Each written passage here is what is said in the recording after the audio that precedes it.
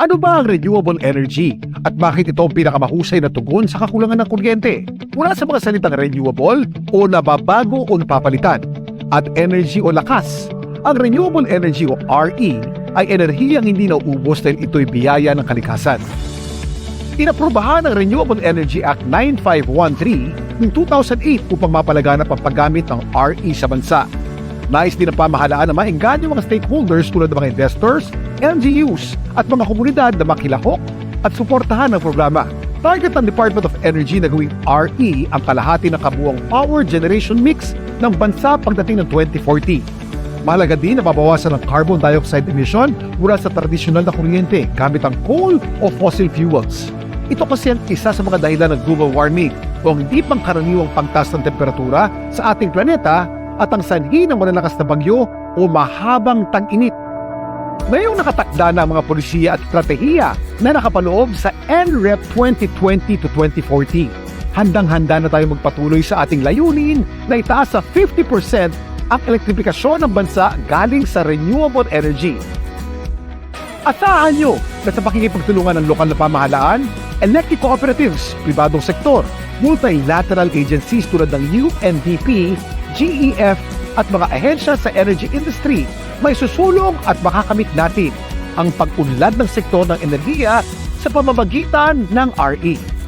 Ito ang adhikain ng pamahalaan para sa ating mga kababayan.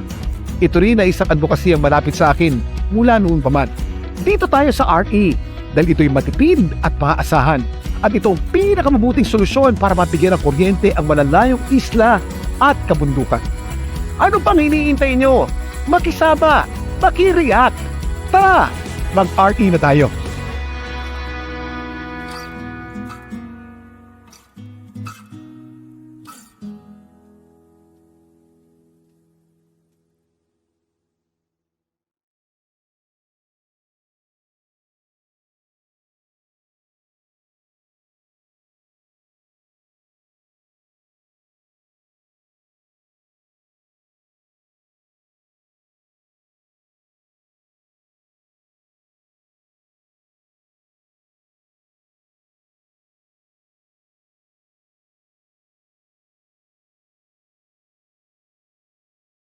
Saan ba maaring manggaling ang RE? Galing ang lakas nito sa tinaguriang Big Show. B para sa biomass na mula sa agricultural waste. G para sa geothermal o init na galing sa ilalim ng lupa. S para sa solar o lakas ng haring araw. H para sa hydropower at ocean, ang enerhiya na galing sa mga ilog at karagatan. At W para sa wind o daloy o lakas ng mula sa hangin. Ayon sa Renewable Energy Management Bureau ng Department of Energy, sa ngayon, meron na tayo mga sumusunod na RE plant sites sa buong bansa. Dahil dito, tonel-toneladang carbon dioxide emission ang nabawas.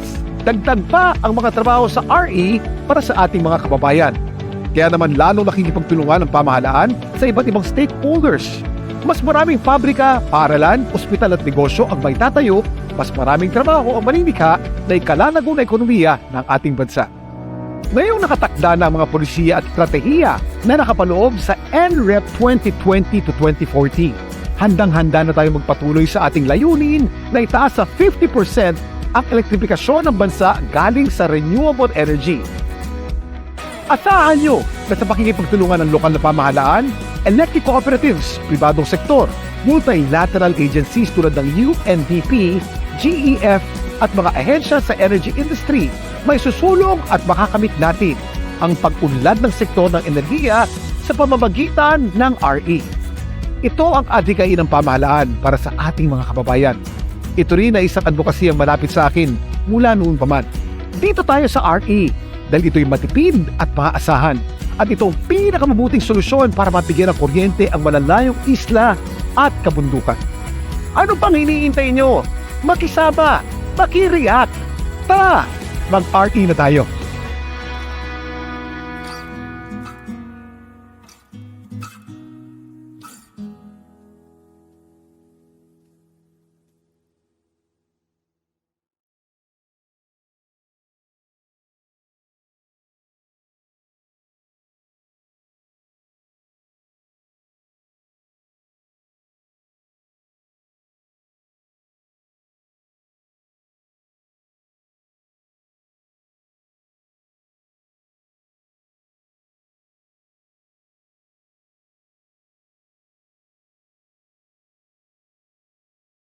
Malaki na rin ang palaki ang suporta na natatanggap ng RE program. Mula 2010 hanggang sa kasalukuyan, mahigit na 217 billion piso na ang pumapasok bilang investment para sa iba't ibang RE projects. Ang RE ang nakikita bilang isa sa mga solusyon upang mapailaw ang mga off-grid areas sa malalayong isla at kabundukan at sa productive use of RE o PURE. Ang DREAMS project o Development for Renewable Energy Applications, Mainstreaming and Market Sustainability ay isa sa mga programang sinagawa ng Renewable Energy Management Bureau ng Department of Energy na nagsibing modelo ng paggamit ng renewable energy. Sa pakikipagtulungan ng United Nations Development Program o UNDP at Global Environment Facility, GEF, ang DREAMS project ay nakapagbibigay ng tulong teknikal sa DOE sa mga polisiya para sa mga investors. Nakapagpatayo ng mga dagdag na mga pasilidad sa tulong ng mga stakeholders. Ngayong nakatakda na ang mga polisiya at estratehiya na nakapaloob sa NREP 2020 to 2040, handang-handa na tayo magpatuloy sa ating layunin na itaas sa 50% ang elektrifikasyon ng bansa galing sa renewable energy. Asahan nyo na sa pakikipagtulungan ng lokal na pamahalaan, electric cooperatives, pribadong sektor, multilateral agencies tulad ng UNDP, GEF at mga ahensya sa energy industry, may susulong at makakamit natin ang pag-unlad ng sektor ng enerhiya sa pamamagitan ng RE. Ito ang adhikain ng pamahalaan para sa ating mga kababayan. Ito rin ay isang advokasya ang malapit sa akin mula noon pa man. Dito tayo sa RE dahil ito'y matipid at maaasahan at ito ang pinakamabuting solusyon para mapigyan ng kuryente ang malalayong isla at kabundukan. Ano pang iniintay nyo? Makisama! Makireact! Tara! Mag-RE na tayo!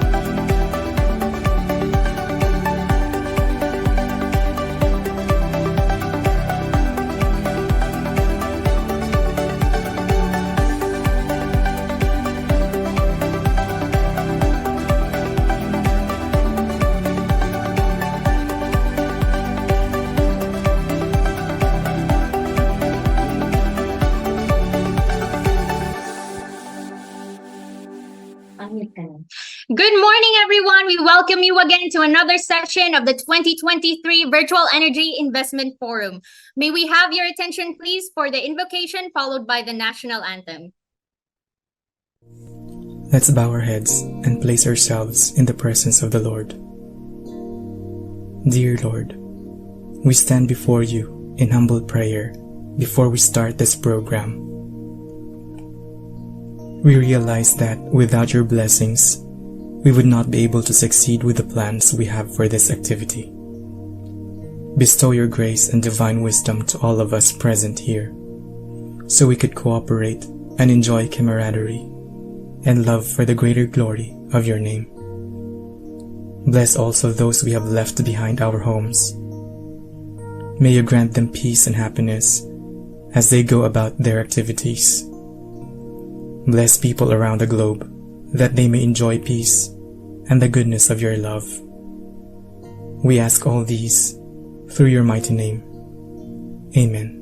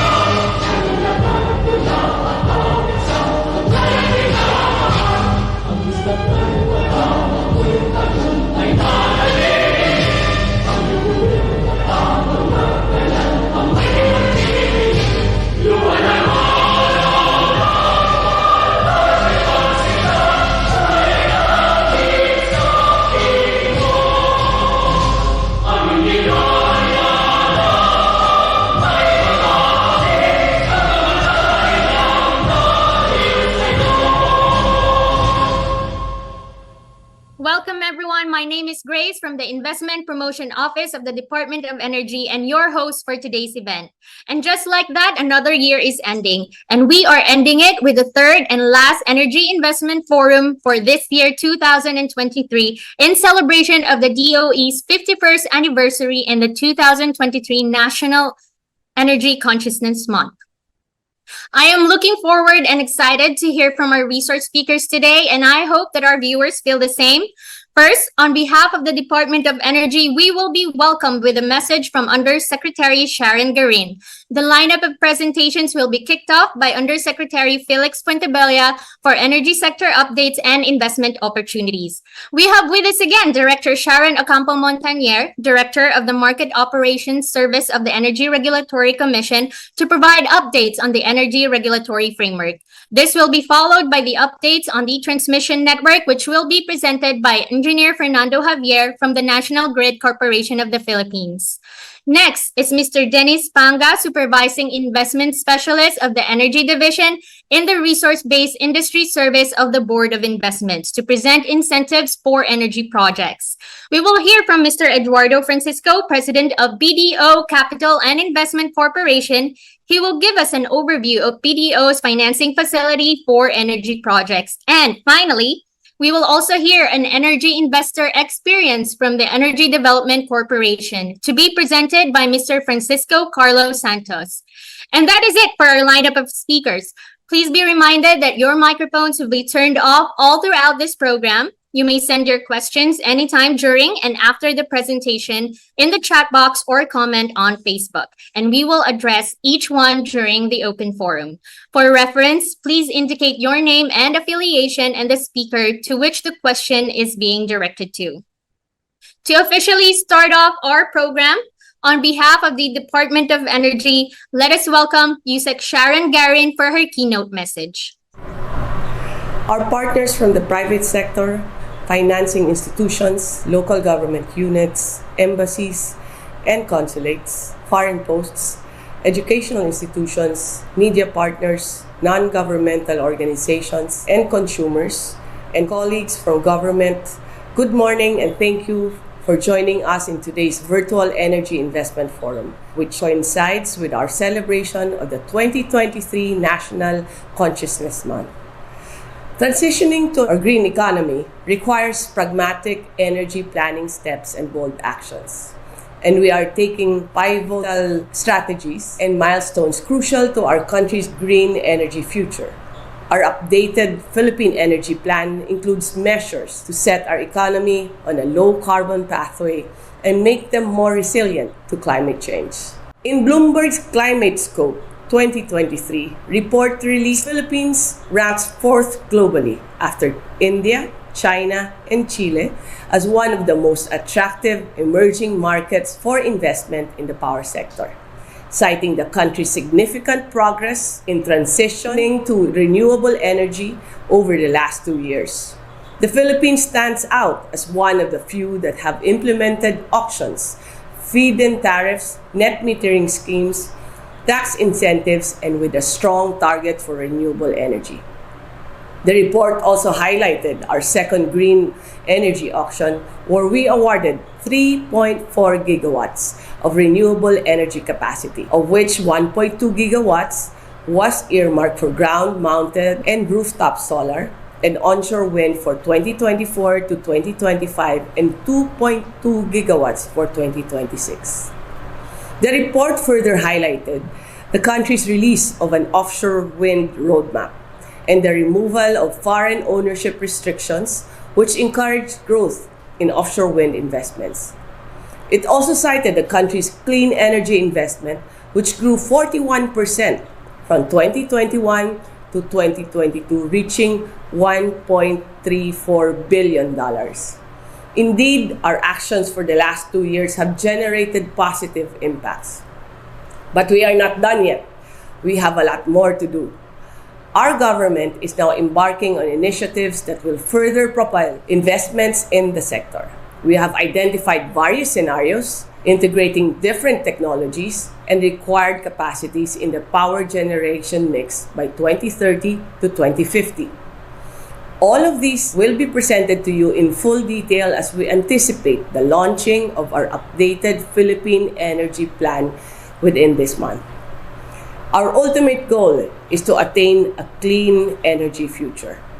To give you a glimpse, we will be requiring more investments to accelerate the deployment of renewable energy projects, develop a green and smart transition system, build and expand the necessary port infrastructure to support offshore wind and other marine-based energy resource development, voluntary early decommissioning and or repurposing of existing coal-fired power plants, and even nuclear energy development. In addition, decarbonization of the transportation sector through electric vehicle adoption and implementation of energy efficiency and conservation measures will be pursued. So today, you will be hearing updates on our latest energy policies, regulatory framework, and financing facilities available for energy projects, which are all crucial in firming up your investment decisions. Thank you and good morning to all. Okay, thank you, Yusek Sharon, for giving us a sneak peek of the developments in the energy sector and where we are headed. Like I said, we'd also like to welcome our participants from abroad. We have guests from Canada, from the US. Good evening to all of you. So we have witnessed several developments in the DOE's policies and guidelines this year, some of which are really progressive that we hope would open up more investment opportunities for local and international companies. Yusek Sharon also touched up on emerging and alternative technologies, nuclear power, and of course, renewable energy. More on this will be discussed by our very own Yusek Wimpy. May I now call on Yusek Wimpy to give us updates on the energy sector and investment opportunities. Hello, Undersecretary Fuentebella here, and I'm pleased to announce the energy sector updates and also the investment opportunities. For the Philippine Energy Plan 2023 to 2050, we have the reference scenario at 35% share in the generation mix of renewable energy by 2030, and it goes up to 50% renewable energy by 2040 to 2050. If we remember, this reference scenario used to be the clean energy scenario, in the previous Philippine Energy Plan 2020 to 2040. From it being an aspiration in the previous Philippine Energy Plan, it now becomes the minimum under this PEP.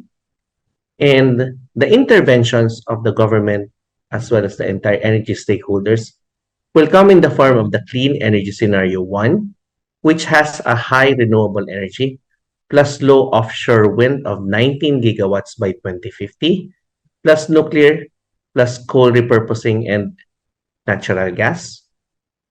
And the Clean Energy Scenario 2 will have a higher offshore wind coupled with the high RE, plus nuclear, plus coal repurposing, plus natural gas. The offshore wind in gigawatts would be 50 by 2050. So that being the case, we have the reference scenario again, a 35% RE share by 2030 and 50% RE share by 2040 to 2050 intergeneration mix. And we have these two clean energy scenarios.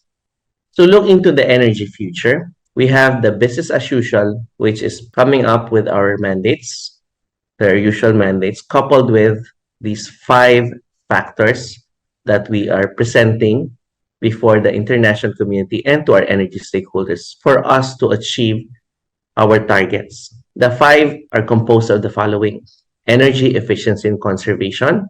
We targeted at 10% energy savings on oil products and electricity by 2040 up to 2050.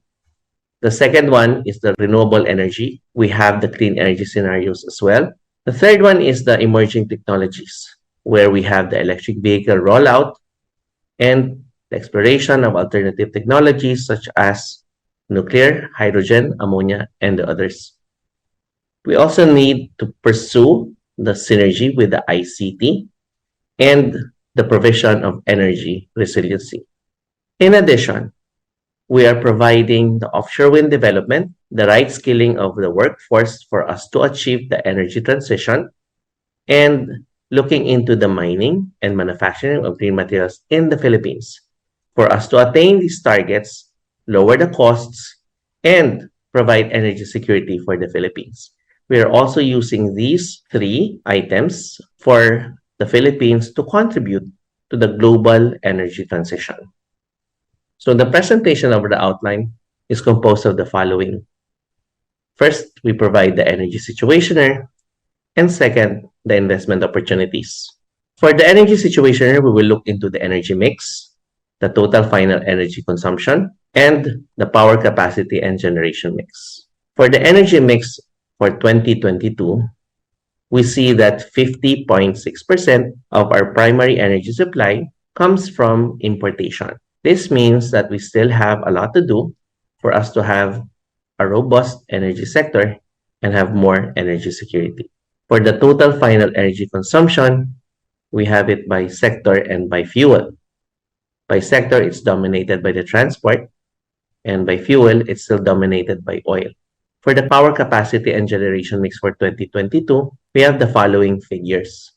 The total generation is at 111,516 gigawatt hours, and it shows there that 57.5% is imported. We also have the total capacity installed at 28,258 megawatts installed and 23,598 megawatts that are dependable. So what are the investment opportunities?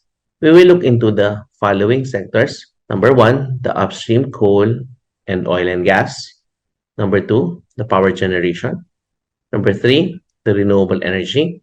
Number 4, the downstream oil sector. Number 5, the nat gas sector. Number 6, the electric vehicles. And number 7, the alternative fuels and other emerging technologies. For the upstream energy development, currently we have 17 active petroleum service contracts and 29 coal operating contracts. An update on this, in ensuring sufficient energy supply, we have the renewal of the Malampaya Service Contract number 38.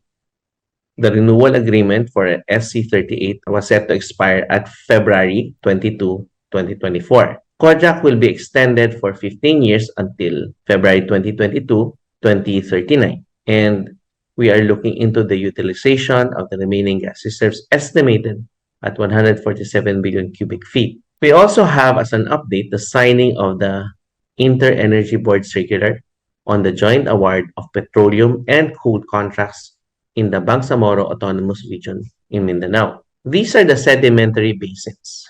We have the most prospective basins in green, the second one, the prospective basins in yellow, and the frontier basins in red.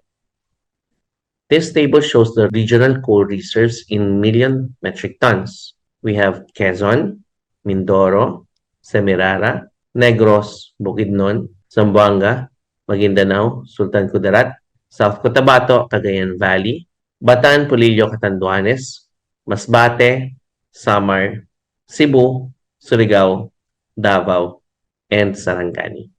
For the power sector, the NGCP's recommended power plant connection points are the following. We have on the left side for the Luzon grid, on the upper right for the Visayas grid, and at the bottom for the Mindanao grid. This is covered by the NGCP's Transmission Development Plan 2022 to 2040. We just like to tell everyone that this slide will still be updated. For the RE service contracts awarded as of June 2023, we have 1,087 total renewable energy contracts awarded for June 2023, with an equivalent total potential capacity of 113.5 gigawatts. And the total installed capacity is now at 5.7 gigawatts.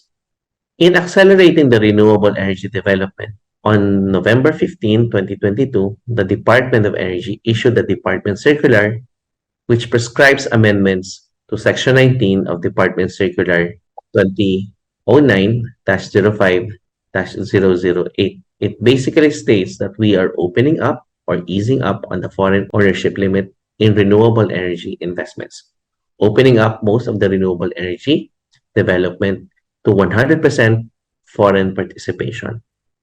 For the renewable energy resource potential, we have the following data. For onshore wind, it's at 254 gigawatts. For hydro, it's 1.1 gigawatts. For ocean, it's 170 gigawatts.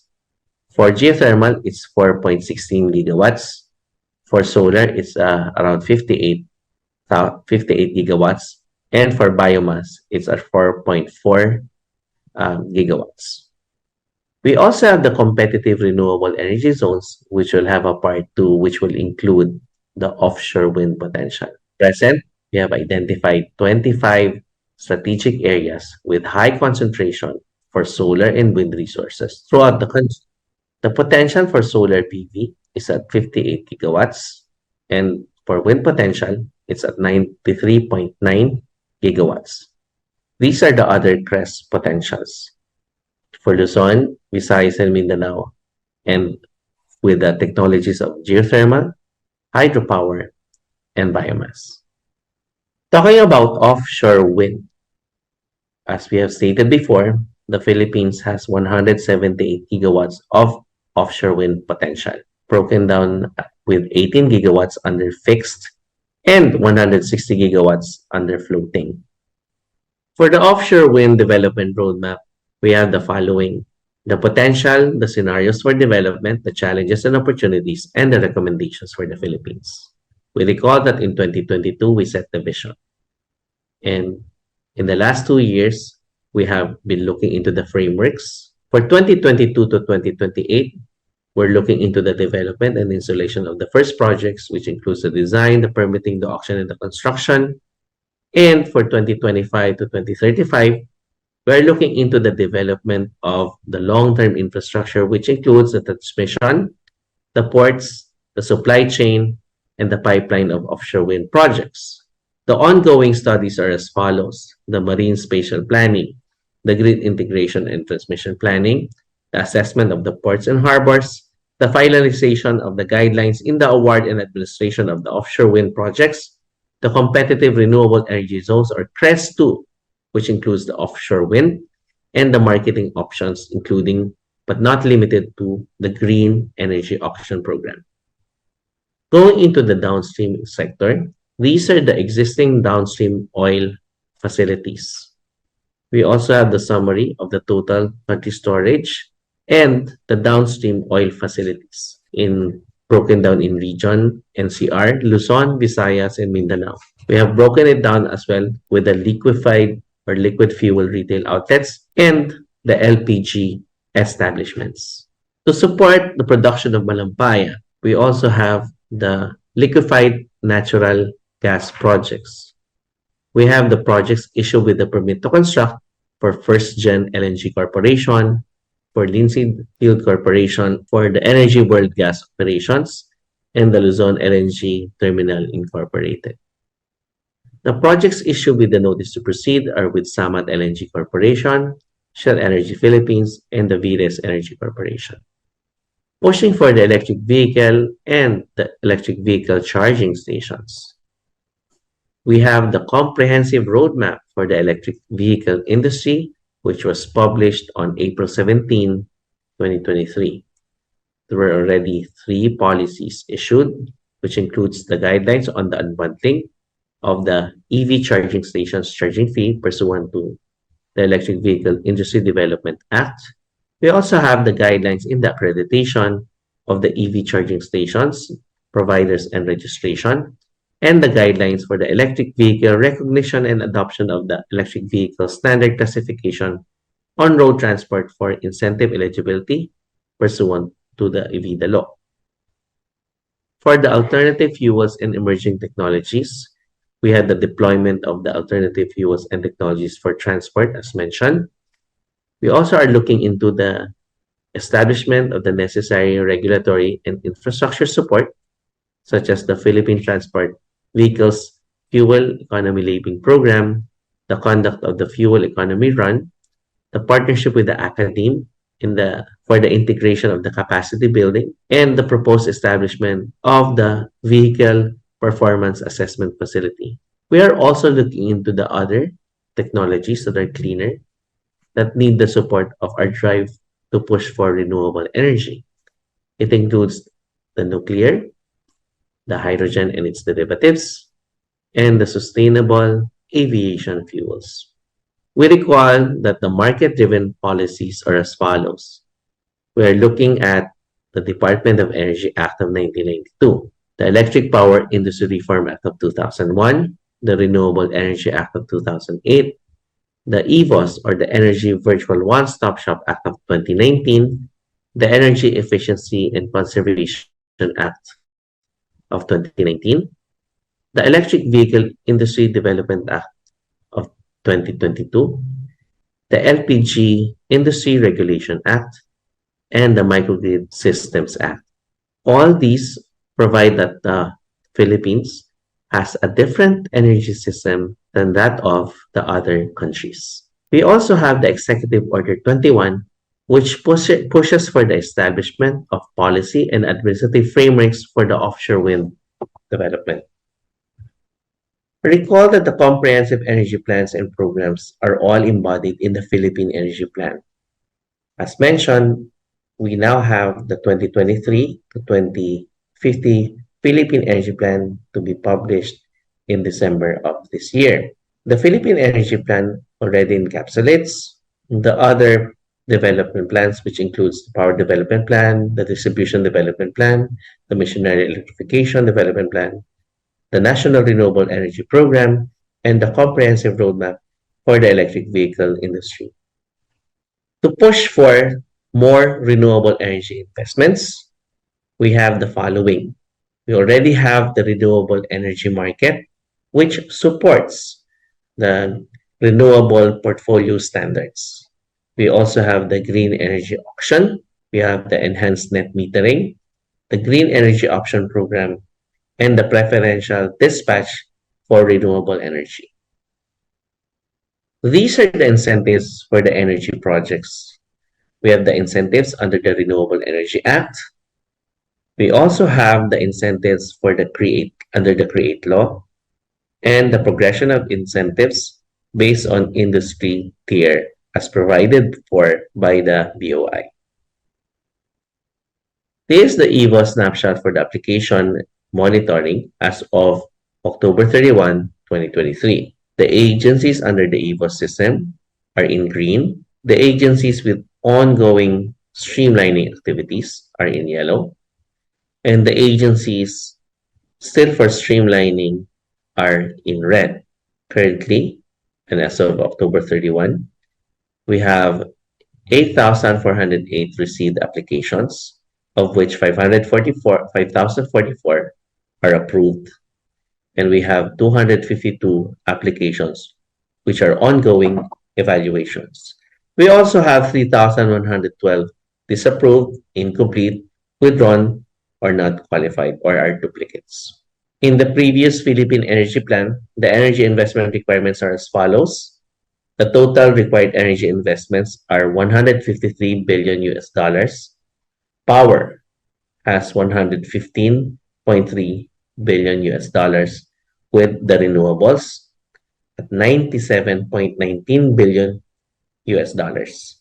Please remember that coming up with investments in the Philippines may require our assistance, so please don't hesitate to contact the Department of Energy Investment Promotion Office with the following numbers.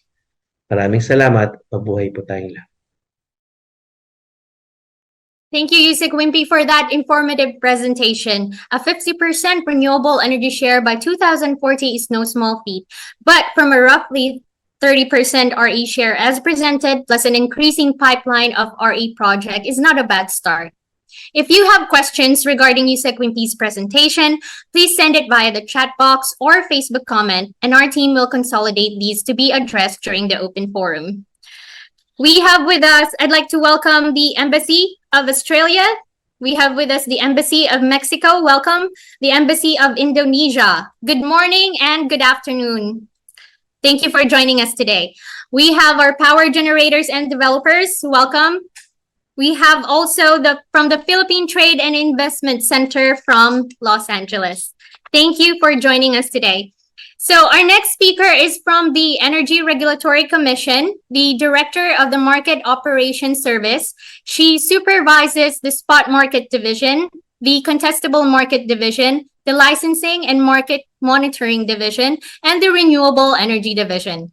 All economists in profession, she has 21 years of experience in energy regulation and was tasked to handle renewable energy when the Renewable Energy Act was passed in 2008. To give updates on the energy regulatory framework, please welcome Director Sharon Ocampo Montañer. Good morning to all participants to this Energy Investment Forum. First of all, let me thank the DOE for inviting the ERC to share our updates on the energy regulatory framework.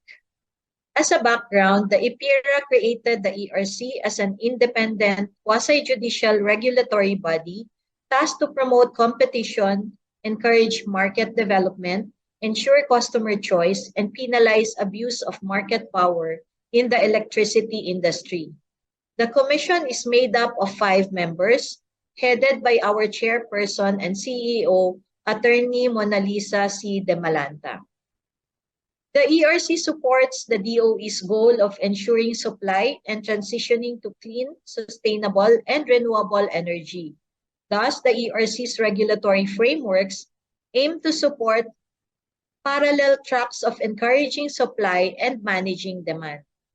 On the supply side, there are several programs and platforms where a generation company can sell its supply under the FIT, the JYAP, PSA, or offer in the WESM or the retail electricity market. On top of this, the RPS and the renewable energy market is there to support the development and promotion of renewable energy. Section 7 of Republic Act 9513 or the RE Act provides for a FIT framework to accelerate the development of emerging renewable energy resources such as wind, solar, ocean, run-of-river hydropower, and biomass. A FIT is a fixed rate per kilowatt hour for emerging RE sources, excluding any generation for own use, as approved by the ERC. And the FIT program is embodied in Resolution number 15, series of 2010. Okay, this is to show you the total subscribed capacity under the program. For the different round of FIT, a total of 1,431.643 megawatts capacity for a total of 78 plants were subscribed under the FIT program. So just to show you that the total RE addition since 2009 up to 2022, 48.91% of that is on account of the FIT program. Next is the Green Energy Auction Program. The JAP is an innovative reverse auction mechanism used by the Department of Energy for procuring RE capacity. To date, 2 auctions have taken place, the JA 1 in 2022 and the JA 2 in 2023. Under this system, the DOE establishes a target capacity in megawatt, while the ERC establishes a price ceiling for each auction called the Green Energy Auction Reserve Price.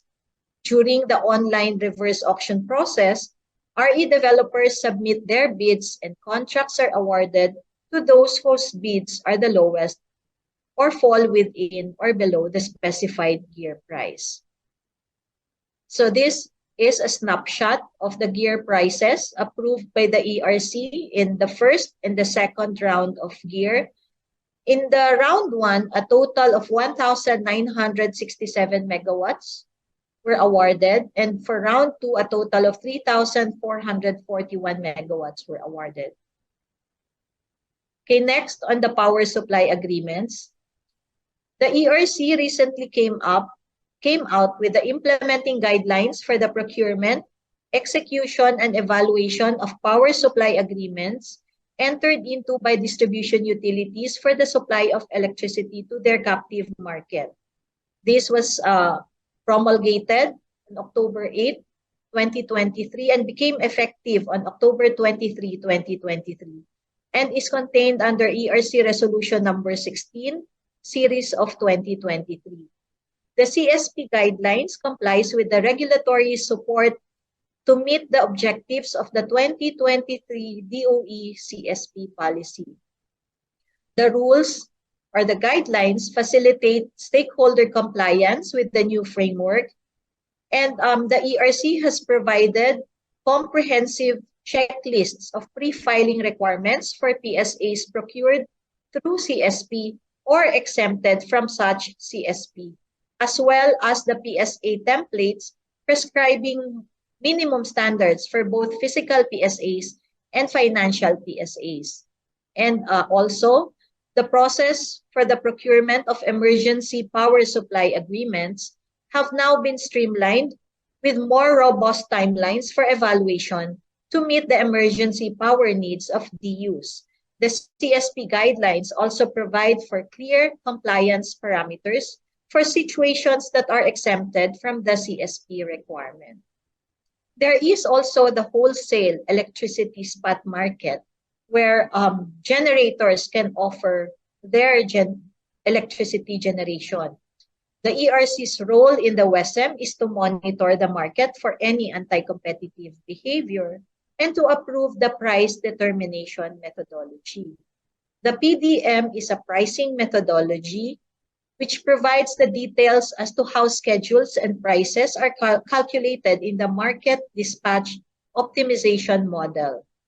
Likewise, on December 29, 2020, the ERC approved the enhanced WESM design and operations, which includes a shorter dispatch interval of 5 minutes from 15 minutes.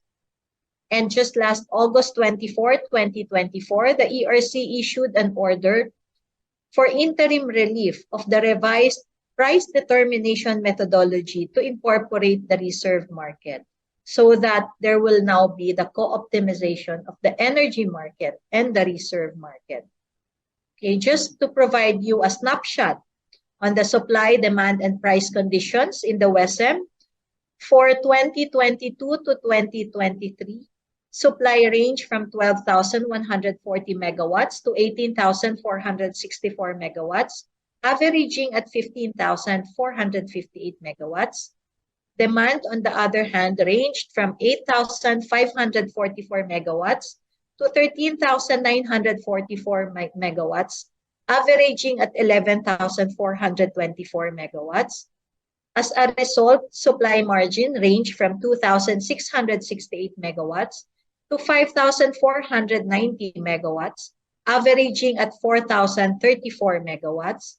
And prices in the market range from 5,199 pesos per megawatt hour to 9,222 per megawatt hour, averaging at 7,069 pesos per megawatt hour. Now, there is also the competitive retail electricity market, which is being implemented in Luzon and Visayas on a voluntary basis for phase 1, which is for 1 megawatt and above, phase 2 for 750 kilowatt to 999 kilowatt, and phase 3, 500 kilowatts to 749 kilowatts contestable customers. And just recently, it just took effect on December 26, 2022, the implementation of retail aggregation, which now entails the participation or gives way to the participation of even the household level to the ARCOA.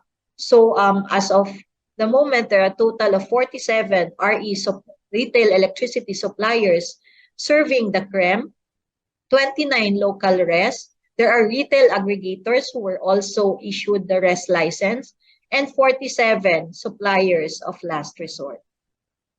The target declaration of ARCOA in Mindanao, as provided in the DOE circular, is on December 26, 2023. To date, the ERC came out just recently with the omnibus rules on the ARCOA, and it will be undergoing public consultations. This is a snapshot on the CREM.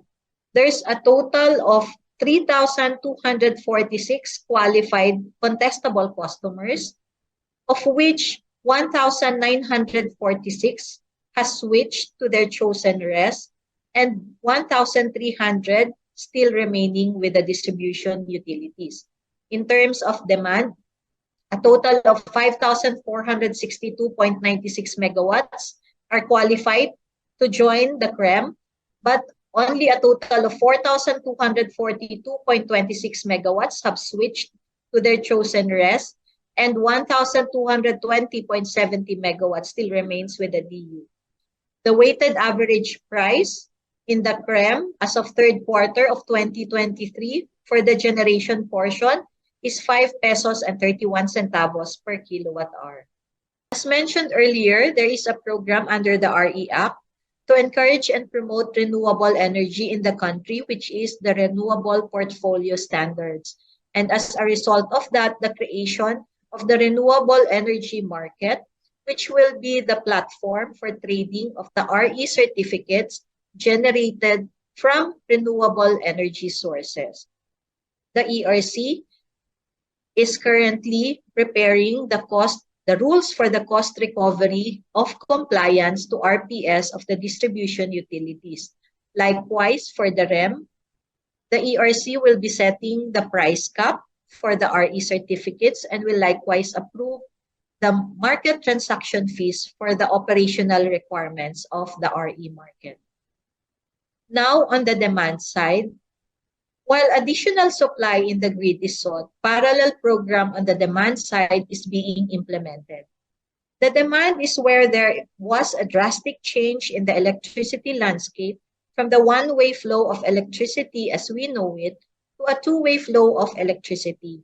And this marked the empowering of the consumers to becoming prosumers with the ability to produce electricity for their own use and selling to the grid their excess. So these are the programs to manage demand. We have the net metering program, the green energy option program, and the distributed energy resources. So the net metering program was implemented way back in 2013 with the original net metering rules. It was further amended in 2019 to take into account the issues and barriers and even the challenges to the implementation of the original net metering rules. So what is net metering? Net metering refers to a system appropriate for distributed generation in which a distribution grid owner has a two-way consumption and is credited for any overall contribution. However, distributed generation is further defined in the RE Act as those capacities which shall not exceed 100 kilowatts. And this now became the limit for the net metering. So the net metering provides for the two-way connection to the grid. And the export energy is priced at the blended generation rate of the distribution utility.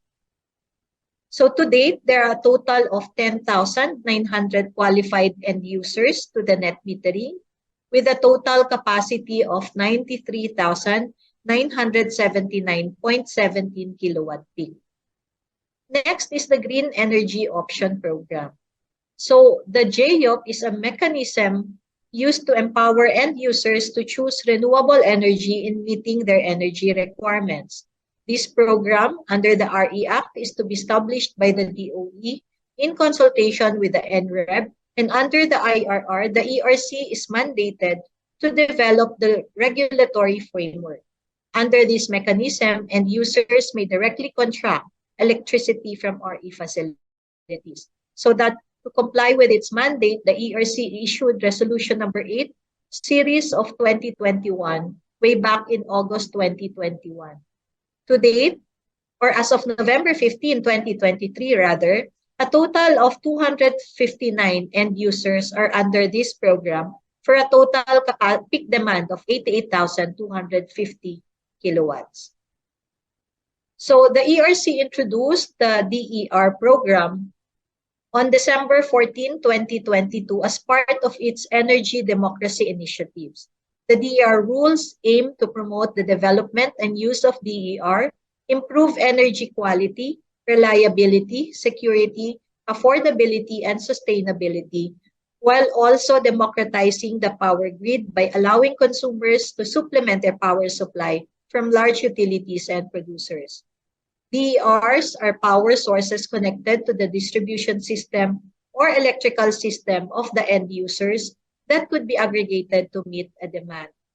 So for the pricing methodology, for any exported energy from the DER facility, they shall be compensated by to an equivalent of 75% of the blended generation rate for a facility which is 100 kilowatt to 500 kilowatt, and 60% of the blended generation rate for a facility from 500 kilowatt to 1 megawatt. For those facilities, DER facilities installed in the off-grid, the export price shall be the subsidized approved generation rate. So as of November 24, 2023, a total of 12 DER facilities were issued Certificate of Compliance by the ERC, all of them located in Luzon grid, for a total capacity of 19.582 megawatt. So I think that is my last slide. I hope I have enlightened you on the issuances.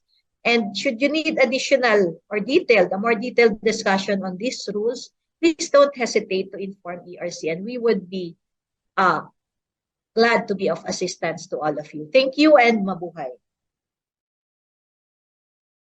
Thank you, Director Sharon, for giving an overview of the energy market in the Philippines. The market for energy has expanded since the APIRA law, from distribution utilities and cooperatives expanding to end users of electricity themselves or the non-captive customers. So before we move on, I'd like to welcome our guests from Cebu, La Union, Mexico, Pampanga. And we also have guests from Mexico City. Welcome. Thank you for joining us today. So we have a pipeline of energy generation projects, and we have the market. Another essential factor in the success of reaching our target is ensuring the transmission of the energy generated to meet the market demand. And this is where the grid plays a vital role. Our next speaker has been the head of the Mindanao System Planning Division of the National Grid Corporation of the Philippines since June 2009. He leads the preparation of the transmission development plan for the Mindanao grid. In several occasions, he also stands before the Energy Regulatory Commission as a witness to justify NGCP's CapEx projects such as the Mindanao-Visayas Interconnection Project, the Mindanao 230 kilovolt backbone project, the Baloy-Kauswagan 230 kilovolt transmission line project, and the Kulaman-Matanao 230 kilovolt transmission line project, among others.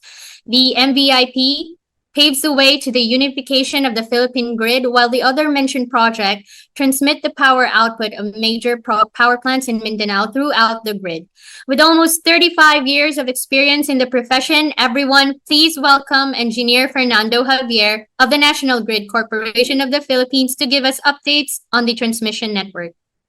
Good morning, everyone, and good morning to the participants of the 2023 Energy Investment Forum. My participation to this forum is to update you on the transmission networks of the National Grid Corporation of the Philippines. For the outline of my presentation, I'll be starting with the NGCP background, then the grid overview, and lastly, the expansions, plans, and challenges. NGCP is a transmission service provider, and it officially started operations in 2009. A consortium of Monte Oro Grid Resources Corporation, Calaca High Power Corporation, and the State Grid of China as technical partner. And NGCP holds a 25-year concession with the government. For this scope of operations, it has 3 power delivery, system operations, and metering services. Under the power delivery, it is distribution of generated power to distribution utilities and directly connected customers. And for the system operations, it manages the national power grid, dispatching generation and managing the system, including the ancillary services. For the metering services, the comprehensive metering system at substation and customers delivery points. So those are the 3 scope operations of NGCP. For the grid overview, in year 2022, the system peak demand reached 16,596 megawatts, while the dependable generation capacity during that year was 23,598 megawatts. For the existing transmission lines, it reached 21,027 circuit kilometers, and for the substation capacity, a total of 48,748 MVA. For the demand and supply development, this is report of percent increase from the first year NGCP started operation until year 2022. The system peak demand increased to 75%, while for the dependable generation capacity, there is an increase of 77% for the same period. For the generating units accommodated by the grid, a total of 324 new power plants.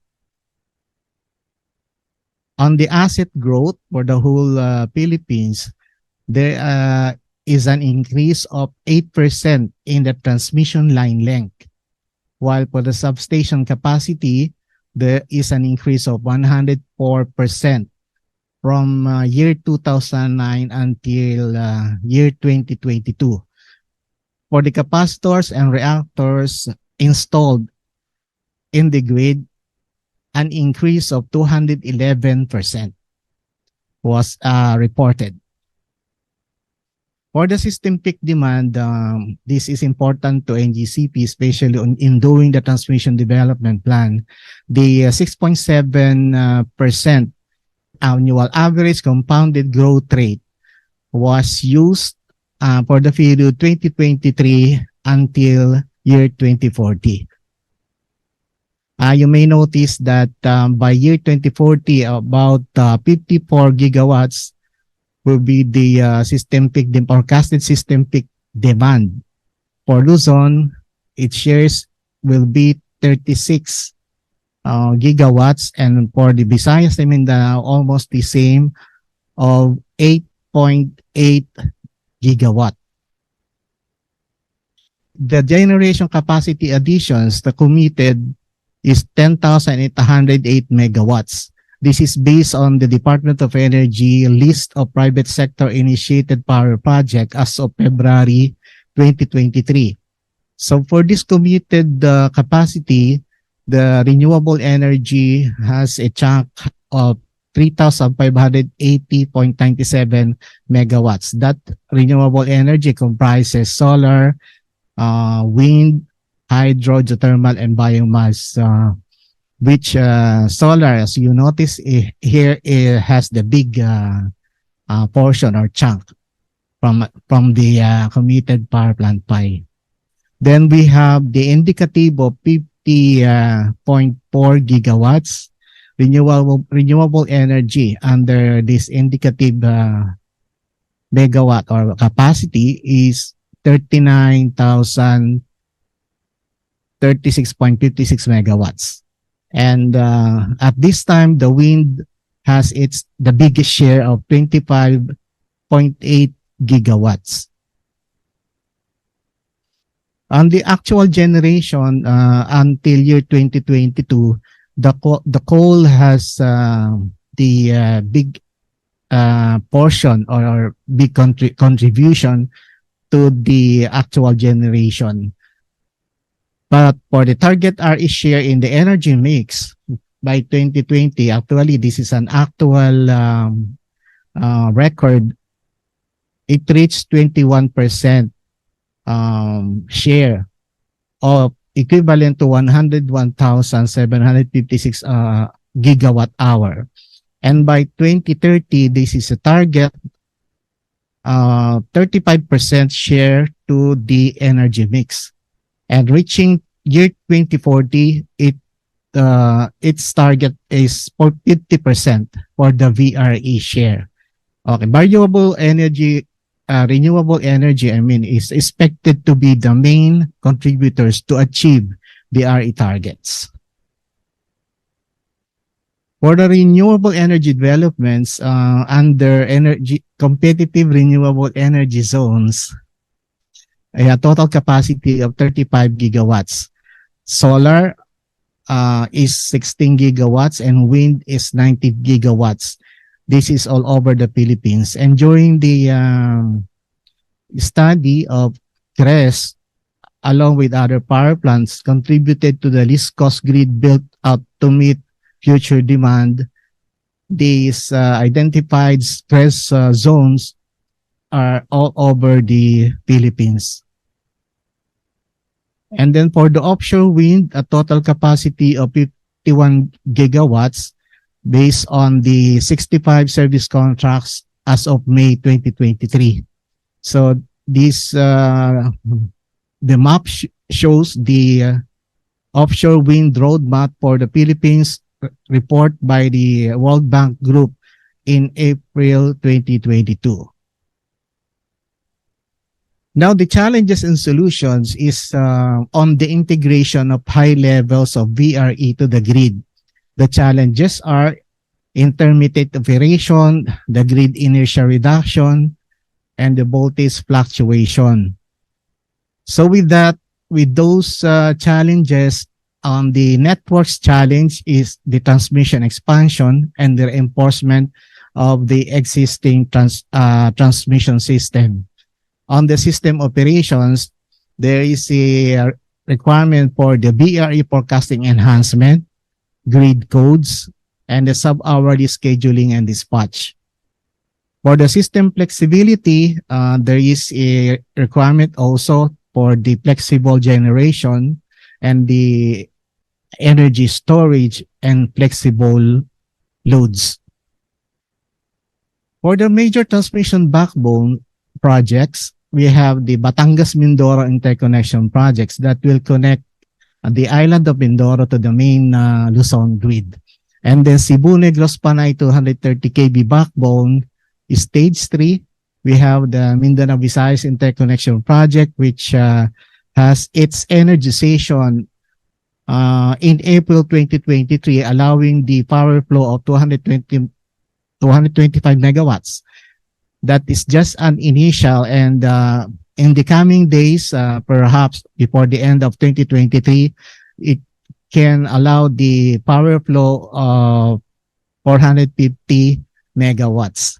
Then we have Hermosa San Jose 500 kV transmission line energized in May 2023, and the Cebu Bohol 230 kV interconnection in the coming 2024. For the transmission project implementation challenges, there is a difficulty in right-of-way negotiation and acquisition, and varying requirements of writs of possession issuance.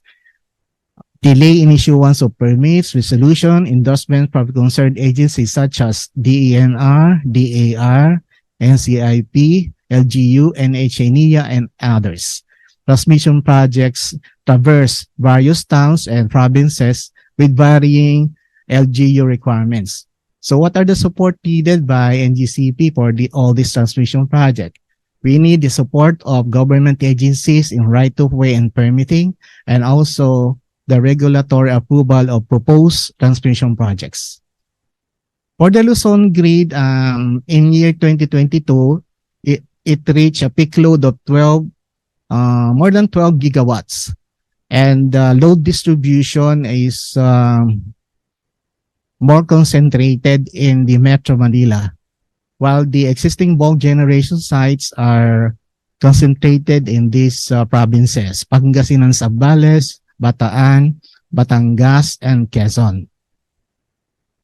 For the year 2025 available room for Luzon, a total of 1,985 megawatts. So that is in Pangasinan, Bataan, Batangas, and Quezon. That is considered is the project of Maribeles Basic San Jose and the Tuwi 500 kV substation and Pinamukan 500 kV substation to be in place within that period. For the Luzon Grid 500 kV backbone, there is a 500 kV extensions up to the northern Luzon to accommodate generation capacity additions. And the 500 kV loop establishment is also in the pipeline, and the development of new 500 kV substation to serve as generation connection points. So these are some of the 500 kV transmission projects in the Luzon grid. Hermosa San Jose, Western Luzon, composed of Castillejos, Hermosa, Bolo Castillejos. We have Tuwi 500 kV substation, Taguig 500 kV substation, and associated transmission line. Also Marilao and Pinamukan 500 kV substation and associated transmission lines.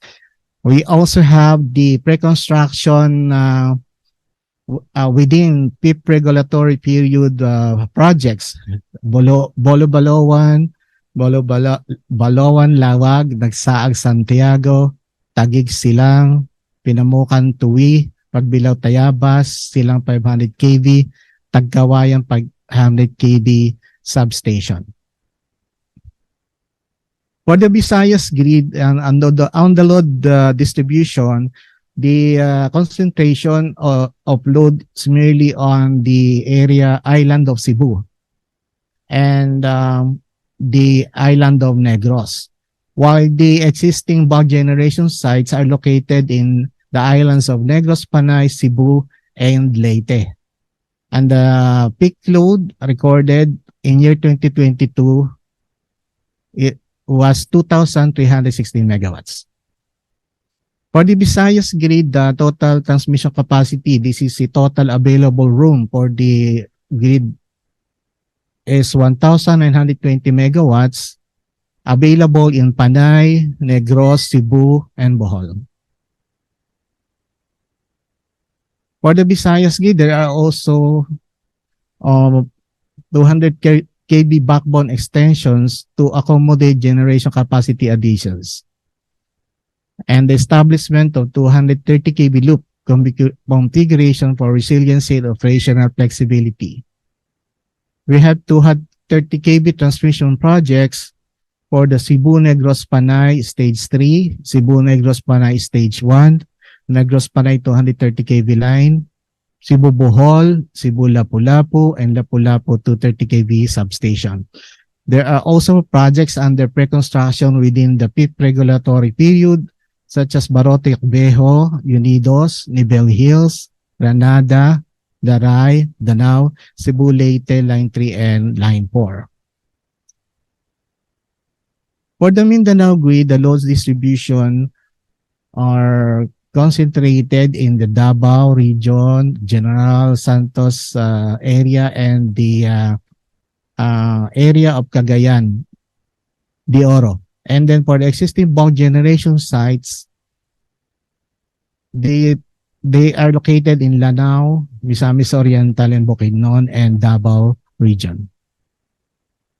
For the total room available for the Mindanao, 3,500 megawatts, which are located in northwestern, north central, northeastern, and southeastern, southwestern Mindanao, with the new power plant development in Zamboanga City area and the Caragal region are highly encouraged because the generation location now, the current generation are located in area of Lanao, Central Mindanao, and Davao region. So for the Mindanao grid, there are projects also that will provide extension of 230 kV backbone to accommodate generation capacity addition.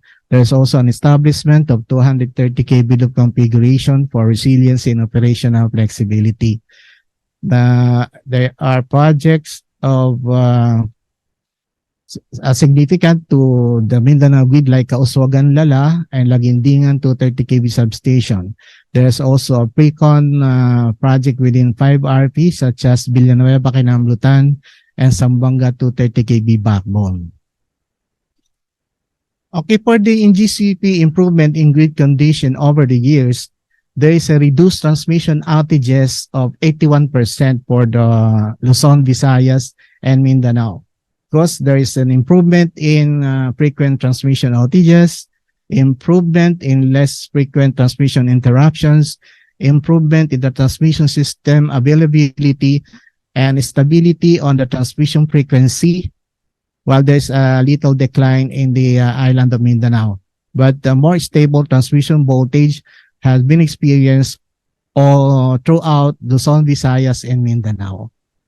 And that ends my presentation, and thank you for your kind attention. Thank you, Mr. Javier, for that presentation. The DOE has been working together with the NGCP to address the permitting bottlenecks and issues on pending transmission line projects. There is also the Smart and Grid Plan, which Yusek Gev will touch upon in her closing message. NGCP studies and permitting processes will also be integrated into the EVA system, including the system impact study. So all of these are in play to ensure that energy projects will be delivered timely to the end users. Once again, if you have question about Mr. Javier's presentation, please feel free to send it via the chat box or Facebook comments, and those will be addressed on the open forum. Before we move on, I'd like to welcome our guests from PTIC, the Philippine Trade and Investment Center from Kuala Lumpur, Malaysia. Welcome. We also have PTIC Singapore and the embassies in Manila, the Embassy of the US, Embassy of Pakistan, Embassy of Turkey, the Embassy of Myanmar, and the Israel Economic Mission to the Philippines. Magandang umaga po sa inyong lahat. We're happy to have you today. So moving on to our next speaker from the Board of Investments. He is the Supervising Investment Specialist of the Energy Division in the Resource-Based Industries Service at the Philippine Board of Investments. He handles the agency's industry development initiatives for the sector of mining, cement, and energy, among others.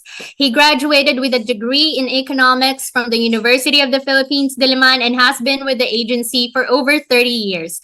Everyone, please welcome Mr. Dennis O. Panga from the Board of Investments. Good day to everyone. On behalf of the DTI Undersecretary and BOI Managing Head, Dr. Seferino S. Rodolfo, I would like to thank the Department of Energy for inviting the Board of Investments to this virtual energy investment forum and be able to present how energy projects may qualify for incentives under Republic Act number 11534, otherwise known as the Corporate Recovery and Tax Incentives for Enterprises Act or CREATE. I will be presenting the salient features of the CREATE Act, the types of business enterprises qualified to avail of incentives under the Act, whether new or expansion. I will also present the 2022 Strategic Investment Priority Plan, which enumerates the economic activities and projects entitled to the fiscal incentives under CREATE. Included in this presentation is the menu of incentives applicable to all investment promotion agencies, as well as the procedure for registration with the BOI and any other IPAs. RA 11534 or CREATE was signed on March 26, 2021 and took effect on April 11, 2021. CREATE basically amended the incentives provisions of EO 226 or the Omnibus Investments Code of 1987 and the other incentives laws of the country. The implementation of this act covers all investment promotion agencies, but they shall maintain their existing functions based on the laws governing them except to the extent modified by CREATE. The law provides the BOI shall formulate a strategic investment priority plan. This is in consultation with the Fiscal Incentives Review Board, other IPAs, the private sector, and other government agencies. All IPAs will use and follow one SIPP. CREATE also provides for a new incentives regime for qualified projects, either new and expansion. The qualification of projects for registration is based on industry tiers as provided in the law and the location of the project. As all IPAs shall maintain their existing functions, approval or disapproval of incentives for projects with investment capital of 1 billion and below will still be within the powers of the IPAs, while those with investment capital of more than 1 billion will be elevated to the FIRB. Under CREATE, qualified business enterprise that may be registered by an IPA for purposes of incentives refers to any individual, partnership, corporation, Philippine branch of a foreign corporation, or other entity organized and existing under Philippine laws, whose proposed activity or project is listed in the current SIPP. CREATE excludes service enterprises such as those engaged in customs brokerage, tracking or forwarding services, janitorial services, security services, insurance, banking, and other financial services, consumers cooperatives, credit unions, consultancy services, retail enterprises, restaurants, or such other similar services as may be determined by the Fiscal Incentives Review Board.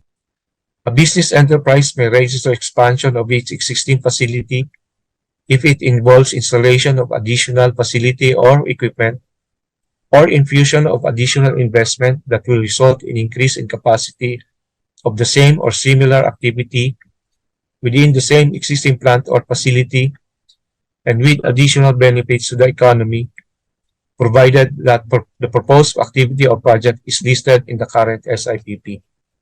Expansion projects include modernization and rehabilitation resulting in the upgrade of the product or service. Registered expansion projects may be granted an income tax holiday incentive of 3 years. Section 300 of the CREATE Act provides for the formulation of the Strategic Investment Priority Plan or SIPP. The Strategic Investment Priority Plan is the country's investment plan containing the list of priority activities for investment promotion and facilitation supported through fiscal and non-fiscal incentives as provided in the CREATE. It categorizes activities into industry tiers 1, 2, and 3. Through Memorandum Order Number 61, signed by the then President Duterte, the 2022 SIPP was approved on May 24, 2022. It was then published in May 27, 2022, issue of the Daily Tribune, and was made effective on June 11, 2022. The implementing guidelines of the SIPP under Memorandum Circular Number 2022-007 was published by the BOI on August 12, 2022 in the Philippine Star and made effective immediately.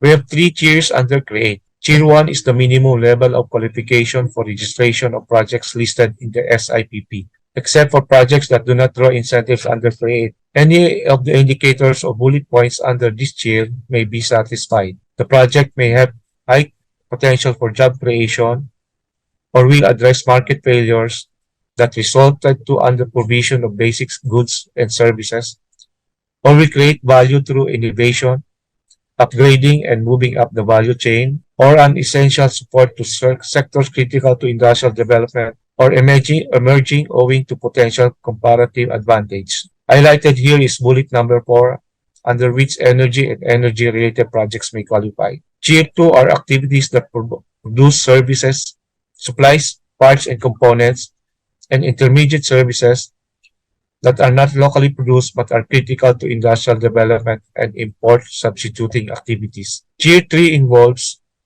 R&D with significant value added, higher productivity, breakthroughs in science and health, and high-paying jobs, generation of new knowledge, and IP registered or licensed in the Philippines, commercialization of patents, industrial designs, copyrights, and utility models, highly technical manufacturing, and projects that are critical to structural transformation of the economy. Tier 1 are those activities carried over from the BOI's 2020 Investment Priority Plan, unless they are specifically listed under Tier 2 or Tier 3. Tier 1 projects are further categorized into preferred activities, export activities, and special laws or mandatory listing. Except for export activities, most of these projects are undertaken by domestic-oriented enterprises. Shown here are the preferred activities. There are 12 industry listings under this category, three of which cover projects related to energy. Under Item 5, the strategic services cover charging, refueling stations for alternative energy vehicles, among others. Under Item 8, covered under this listing are LNG storage and regasification facility and pipeline for oil and gas, among others. Under Item 12, the energy listing covers power generation projects utilizing conventional fuels, waste heat and other waste, and the establishment of battery energy storage system. Export activities and special laws are also part of Tier 1. Export activities will be required to export at least 70% of total output annually to be qualified for incentives. Activities under the special laws are those that mandate BOI to include the activities in the Strategic Investment Priorities Plan for purposes of availment of incentives. Of these 8 laws, qualified projects covered by RE and refining, storage, marketing of petroleum products will not draw incentives under CREATE, as their respective incentives provision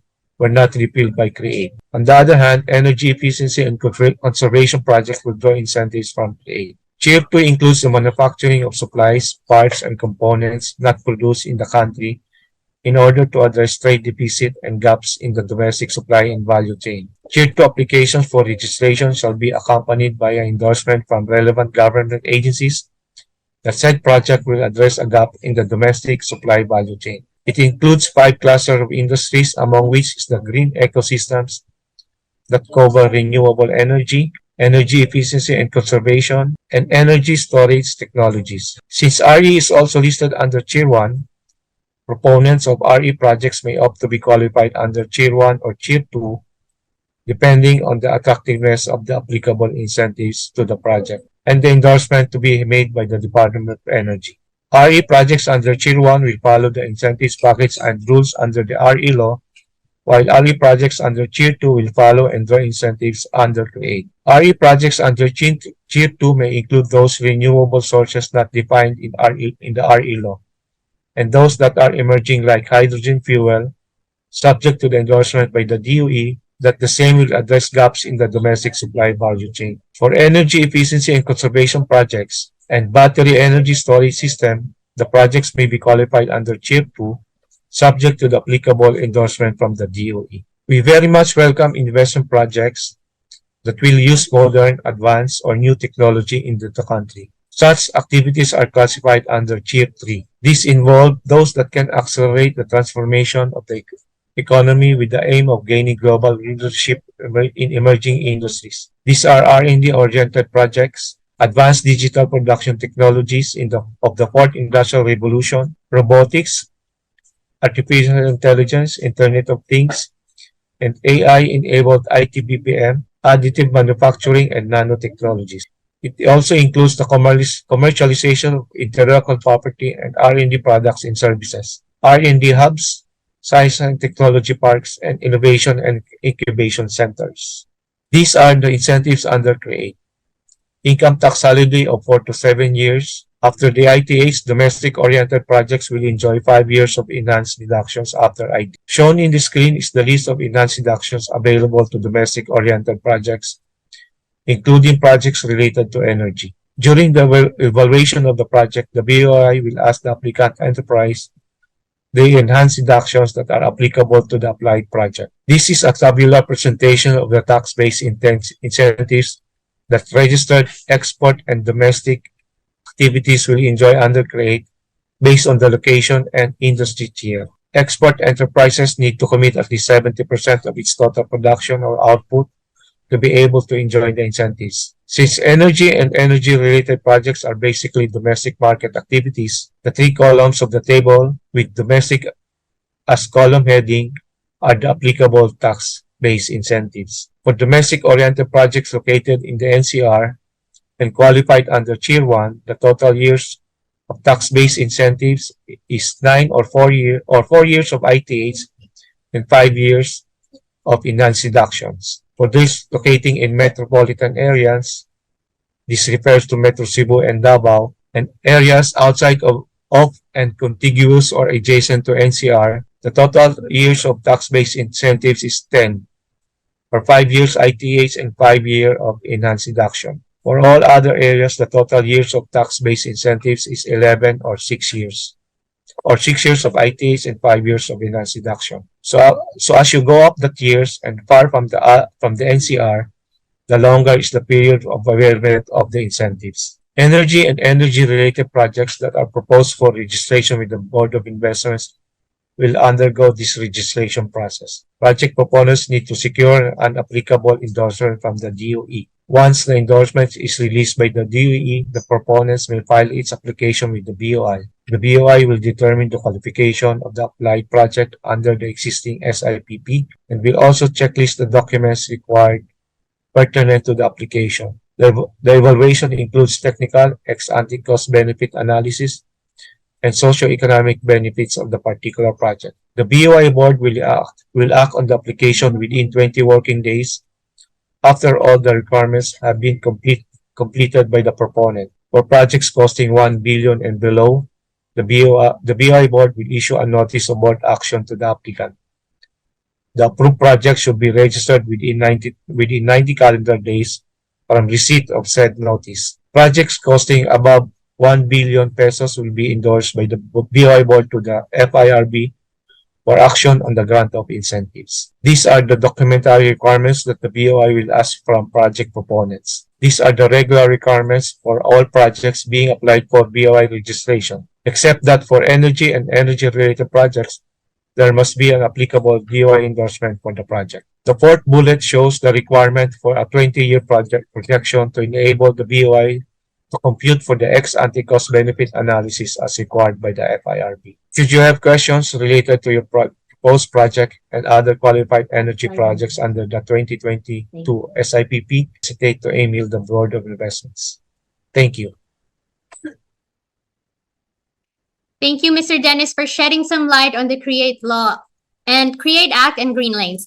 As presented, the BOI issues a number of fiscal incentives for energy companies and associated goods and services. I hope this entices more investments in the energy sector. If you have questions about the incentives presented by Mr. Dennis, please send it via the chat box or Facebook comments, and these will be addressed during the open forum. All right, just a quick detour. We'd like to welcome the PTIC from Mexico as well. And I know a lot of you would want to have copies of the presentations. Please visit the main lobby, the main hall for the evaluation form and the presentations. Once you accomplish it, you'll have access to those presentation materials, which will be provided after the event. Thank you. So our next speaker heads the investment banking group of BDO Unibank Inc. and holds several positions in BDO. He is president of BDO Capital and Investment Corporation, chairman of Averon Holdings Corporation, and is a board advisor of BDO Securities Corporation. He sits on several nonprofit boards such as the Development Center for Finance, CIBI Foundation, Shareholders Association of the Philippines, Finex Foundation, International School of Manila, UP College of Mrs. Alumni Association, and Valle Verde Country Club, Inc. He is also a former member of Makati Business Club, MBC, and the Polo Triathlon team. Among his outstanding track record, he recently received the Lifetime Achievement Award for his contribution to the local capital markets from Alpha Southeast Asia. He is a recipient of Financial Management Excellence from the University of the Philippines and the Distinguished Alumnus Award from the UP College of Business Administration. He was honored by Biz New Asia as one of the nation builders and was an Asia Leaders Awards Mentor of the Year finalist. Everyone, please welcome Mr. Eduardo Francisco, President of the BDO Capital and Investment Corporation. Good day, everybody. I'm Ed Francisco from BDO. Thank you to the DOE for inviting me. I've had the chance to present in the past, and I welcome, I guess, updating you on our facilities. I represent the private banks, and like in the past, I've given a soft copy of my presentation because I will not go into many of the details in the slides, but the intention is to give you more details so that you can look at it later on and contact me. I'll be more than welcome to answer your questions during the Q&A in the open forum later on. So basically, Secretary Fuentabella presented a few months back an update, and there are many renewable energy projects that we can get into, which really excites the banking system. The first three sub-bullet points show that there's so many projects. And of course, we don't even have the details yet on the offshore wind projects, which will be substantial. I was surprised to realize how expensive they are, but of course, they are much needed. And we believe that the local banking community will be able to fund a significant portion of this. We're also excited to work with the foreign banks, the ECAs, and other entities to finance this. We're more than welcome. We understand that DBP is basically is willing to do merchant risk. At the moment, we welcome JJAP, and we look forward to other innovations that the DOE introduces to mitigate revenue risk. Okay, so basically, we're working with the DOE and other interested parties, not only on offshore wind, but even on nuclear, because we hope that by working with with Congressman Coangco and other people, we'll be able to fund this as they are main part of the energy mix. This slide just basically shows that BDO has been very involved in financing of renewable energy projects. We're proud to also have partnered with the IFC on sustainable energy projects, and we continue to look at many projects. A lot of them are also in-house projects of our clients, but also we do a lot of project finance for other clients. And we finance basically everybody from the transmission, DUs, and the GenCo. So all across the stream, we're there. So what can we do for you? Basically, at least representing again the banks in general, not just BDO. As a startup or as already, once you are in the Philippines, we can help you with a roadmap of your capital raising options and strategies. We can tell you if it's too small for project financing. We can tell you if you need to put it in as a portfolio rather than a single entity. We can also help for local investors, or in some cases of foreign companies we're helping. We can also help them and give them opinions of these investors. We can also look at the project bankability, which is very important, and we can give you tips on what can be tweaked so that it becomes bankable. And of course, we're ready to finance the project finance loans. And then what we've also done for some of our clients, we can refinance them later on. Of course, you have very tight covenants at start, but we can become more corporate-like as we refinance them, or we can even do them in the bonds. We've had successes to bring you to the bond market, and we've even had successes doing an IPO. The latest one for the Alter Energy of Secretary Vince Perez, and we also did the first non-real estate REIT for C-REIT, and that was basically also for renewable energy. And we can also help you sell you to a trades here. Now, this slide also talks about the other options. So everything from debt financing, including soft loans, helping looking for grants, and of course raising equity. In the right side also, we can help look for blended finance and specialized funds as necessary. Of course, there's a lot of interest from the foreign side now, and we can also match you up with that. This sheet is just a typical project finance term sheet. Basically, if BDO Capital, for example, is mandated as the lead arranger, we can bring in BDO as the major lender, and we can bring in other banks. And generally, this just gives you more details on the standard or the boilerplate for the security, some financial covenants, and reps and warranties. We can go in more detail anyway as we sculpt it for your specific project. But the key really is that for project finance, they have to be a certain size to make it worth your while and also worth the while of the bank. In fact, I wanted to just share you some rules of thumb. Of course, local banks and even foreign banks don't finance new coal. Of course, we try to provide working capital for the existing coal projects because we want to keep them operating, but there have been no new expansions of new projects.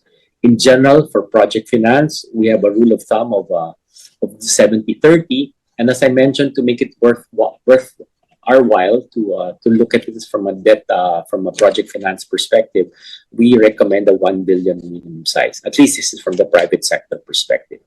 And then also, we don't really finance merchant, except as I mentioned, DPP, or what will be land bank soon, depending on how fast it happens. But we want to mitigate revenue risk by requiring offtake contracts. The rule of thumb is around 2/3 of the capacity have to have contracts so that it will cover debt service. And the reason it's 2/3 is so that the 1/3 is basically you can sell to WESM, especially when WESM is high. So that gives revenue upside for the sponsors. From our perspective, we just want to cover at least get our debts paid. And then in general, also we prefer strategic investors as opposed to PEs or financial investors only. Of course, there are some PEs there who they are really long term, and we've worked with a couple of them also. But ideally, we want you to be there, through thick and thin to make the project works, and then just to ensure that our customers get that electricity. Of course, we need guidance from the DOE on nuclear financing. It's part of the future mix. We also know of some corporates considering transitioning from coal to nuclear, so that might be sustainable. But of course, in general, the banks are open to new technologies. We'll have to understand it, of course, and we'll work with the DOE on nuclear policy changes and appreciate just updates. In terms of improving bankability, the issues really in general are the feed-in tariffs, right? Because of course it's already been filled for most of them, and that's why you have the JAP and JAP, no? So we encourage you to, of course, have those. Of course, it's you have to be of a certain size, but if you can get that really helps reduce risk, of course. And of course, as I mentioned earlier, we'd love to have sponsors who are really there for the long term, who want to make sure that these projects get developed. We want you to, ideally with track records and not just the first project that you're doing. And then, of course, land sometimes is still a key issue. So it has to be titled. Of course, generally, we want it to be converted already to industrial. We have some issues with flag. So those are things that have to be discussed. But we believe that by an active discussion with you, we can give you already our comments earlier. And that basically is it. So in summary, the banks are willing and excited to finance renewable energy. There are many things that we can do, renewable and even hopefully later on at the offshore wind and even nuclear. Sustainability is the key. There's a lot of capital from the banking side, unused capital, and we're excited to do that. We hope we can help you. My cell phone is here so that at least even after the seminar, feel free to contact me and we can have a one-on-one so we can answer your specific questions. With that, I thank you very much and I pass the floor back to the organizers. Thank you, Mr. Eduardo, for that helpful presentation. There are a lot of very useful information for our investors, especially on financing options for RE projects. You mentioned the JAP as an acceptable mode of mitigating revenue risk other than the PSA, which I believe is one of the requirements for financing. You also expressed openness to emerging technologies like offshore wind. We did see a stark increase in wind energy service contract applications this year.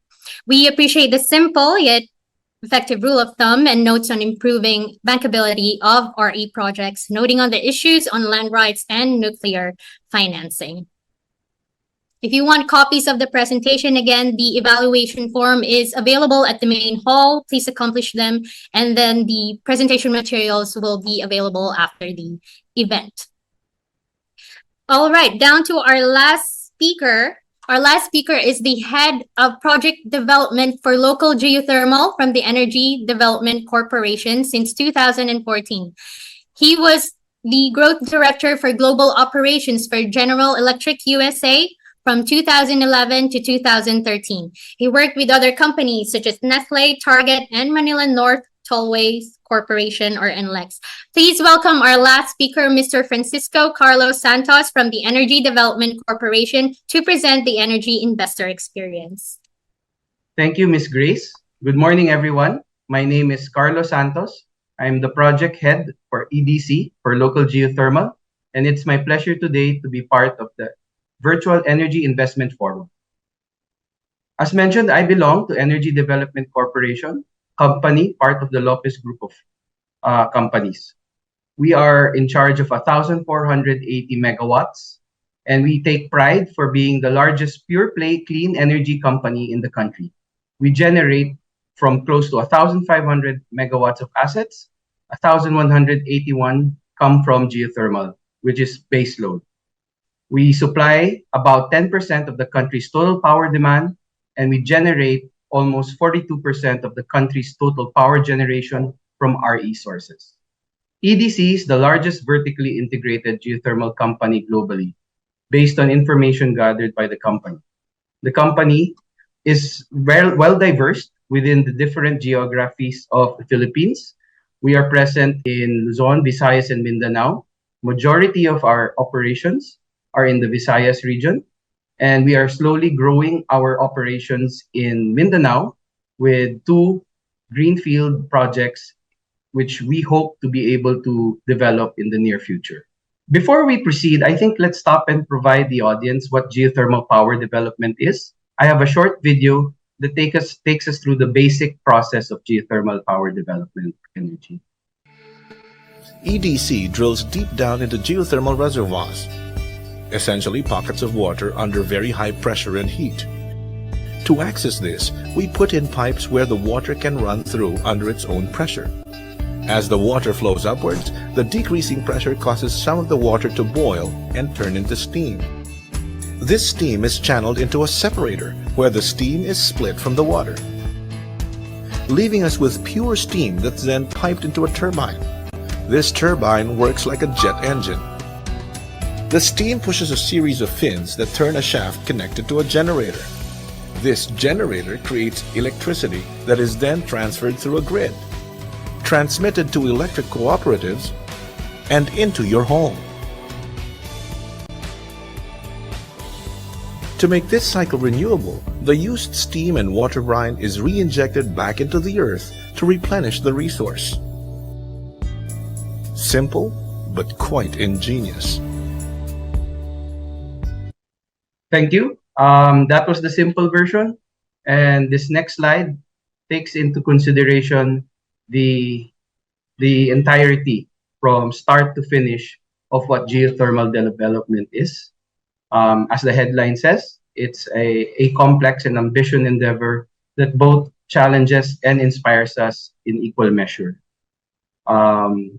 Just to drill down on just a few items that really I think will be the hallmark of our conversation would be on the development side, which is really captured by the exploration and the development pillars. Our exploration starts as early as looking for the geothermal resources, looking for thermal manifestations, exploring it, conducting geology, geophysics, and geochemical studies in order to be able to designate a potential site for us to harvest and apply for to the DOE. The development side of things is when the resource has already been explored and determined as feasible, and we then proceed either to drilling or, in the case of current operations, expanding our geothermal fields.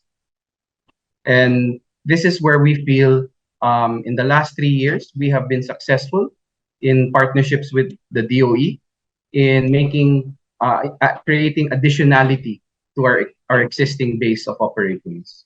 But before that, in early 2017, 18, and 19, we needed to earn the right to grow. And for us to be able to do this, we need to maximize generation capacity.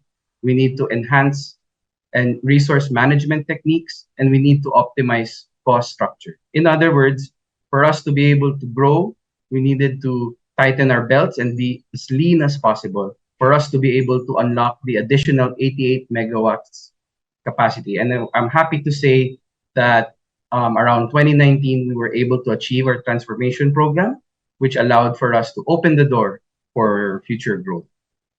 Unfortunately, in 2020, the timing where we were prepared to grow met a very daunting challenge, which was creating or executing a project during the pandemic. So instead of getting stuck in this moment wherein we were doubting ourselves, should we postpone? Will our suppliers cope? What will happen to our timelines? Will we be safe? We need help. We decided to work with the Department of Energy, work with various other regulatory agencies that helped enable EDC to be able to develop not one, but 5 projects during and within the pandemic. Just some highlights on how we were able to work with the various regulatory agencies. For example, the very simple need for us to mobilize to site was very critical. So this was where I guess the DOE assisted EDC in coordinating with the IATF. From a supplier and technology infusion standpoint, wherein we had to have experts come to site and conduct HAZOPs or HAZIDs, wherein we would have to sit down and discuss design, we would require help from the DFA to make sure that there was seamless entry for these international experts. And from an RE incentives standpoint, it was crucial for us to also get our equipment out and delivered at site as soon as possible. And this is where we work with the DOE and the Bureau of Customs. And last but not least, critical to any project is the commissioning phase. And for us to be able to inject and synchronize with the grid, we needed help both from the DOE and the Energy Regulatory Commission. And the project was able to commission on time thanks to this partnership and alignment that was always throughout the project, not just at the beginning or not just at the end, but just as we were progressing with the project, we would constantly update all our regulatory partners. And happy to say that the fruit that can be harvested is definitely coming to fruition. It started in 2022 when we completed the Mindanao 3.6 megawatt project in 13 months. And I was told by our international suppliers, like our owners, engineers, that 13 months is definitely a feat that will be difficult to be replicated even outside of the Philippines. We're constantly working despite the conditions of typhoons, earthquakes, occasionally issues with mobilization and logistics, price increases, geopolitics. So hopefully by December or January of actually next month, we would be commissioning Palayan Bayan, and then following next year, around the first half of next year, it would be followed by the Bago Integrated Project, which is a part geothermal and part battery energy storage project. The geothermal part will be commissioned in 2024. In Tanawan and Mahanagdong will be almost simultaneously commissioned or almost next to each other in time, I think, for next year, same time this time, around November and December. So we're very busy, and we're taking pride that we're able to do this with the help of all our regulatory partners. And hopefully, our injecting more renewable energy will enable other developers to also inject RE power. And this is my last slide. And I think this is what I feel is the secret sauce of EDC. It's our 5 pillars or way to play. It starts with our customers. and they're delivering the value that they request, which is RE power. It also starts with our employees, making them feel good by making sure that we provide both challenges and their safety in the execution of the project. Our partners are our co-creators. We make sure that we pick like-minded suppliers or contractors to make sure that we get the best from each other. We innovate for the project and for the Philippines.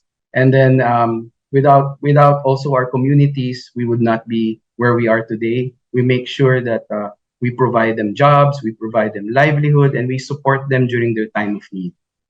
And last but not least, we do everything for the environment for the better of the future. So with that, I would like to thank the Department of Energy for giving me this time to be able to share our energy investment story, and hopefully others can take part in this renewable energy path that we are all cheering for. Thank you. Thank you, Mr. Francisco, for sharing your experience with us and to our viewers. Rest assured that the DOE will continue to innovate ways on how we can help energy developers into realizing their energy projects.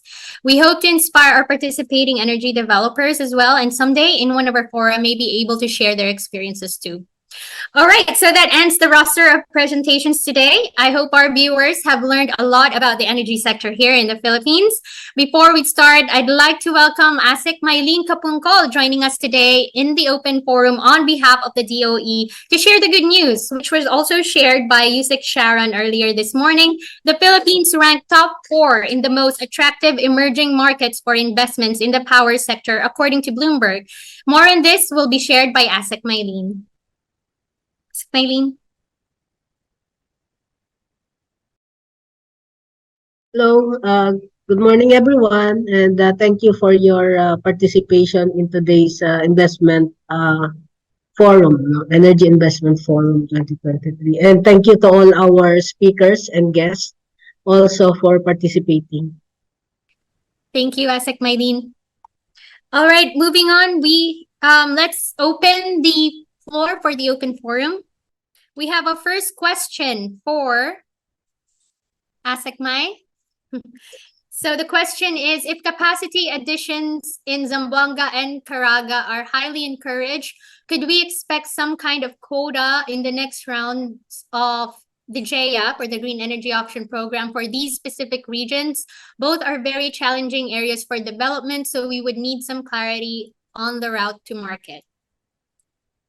Thank you, Ms. Rowena. Actually, just to provide, the Green Energy Auction Program is intended to support the compliance of the mandated participants in the renewable portfolio standards. So in the case of Zamboanga and Caraga, there are franchise distribution utilities which are mandated to meet certain percentage of renewable energy in their supply to the captive market or yung captive customers nila.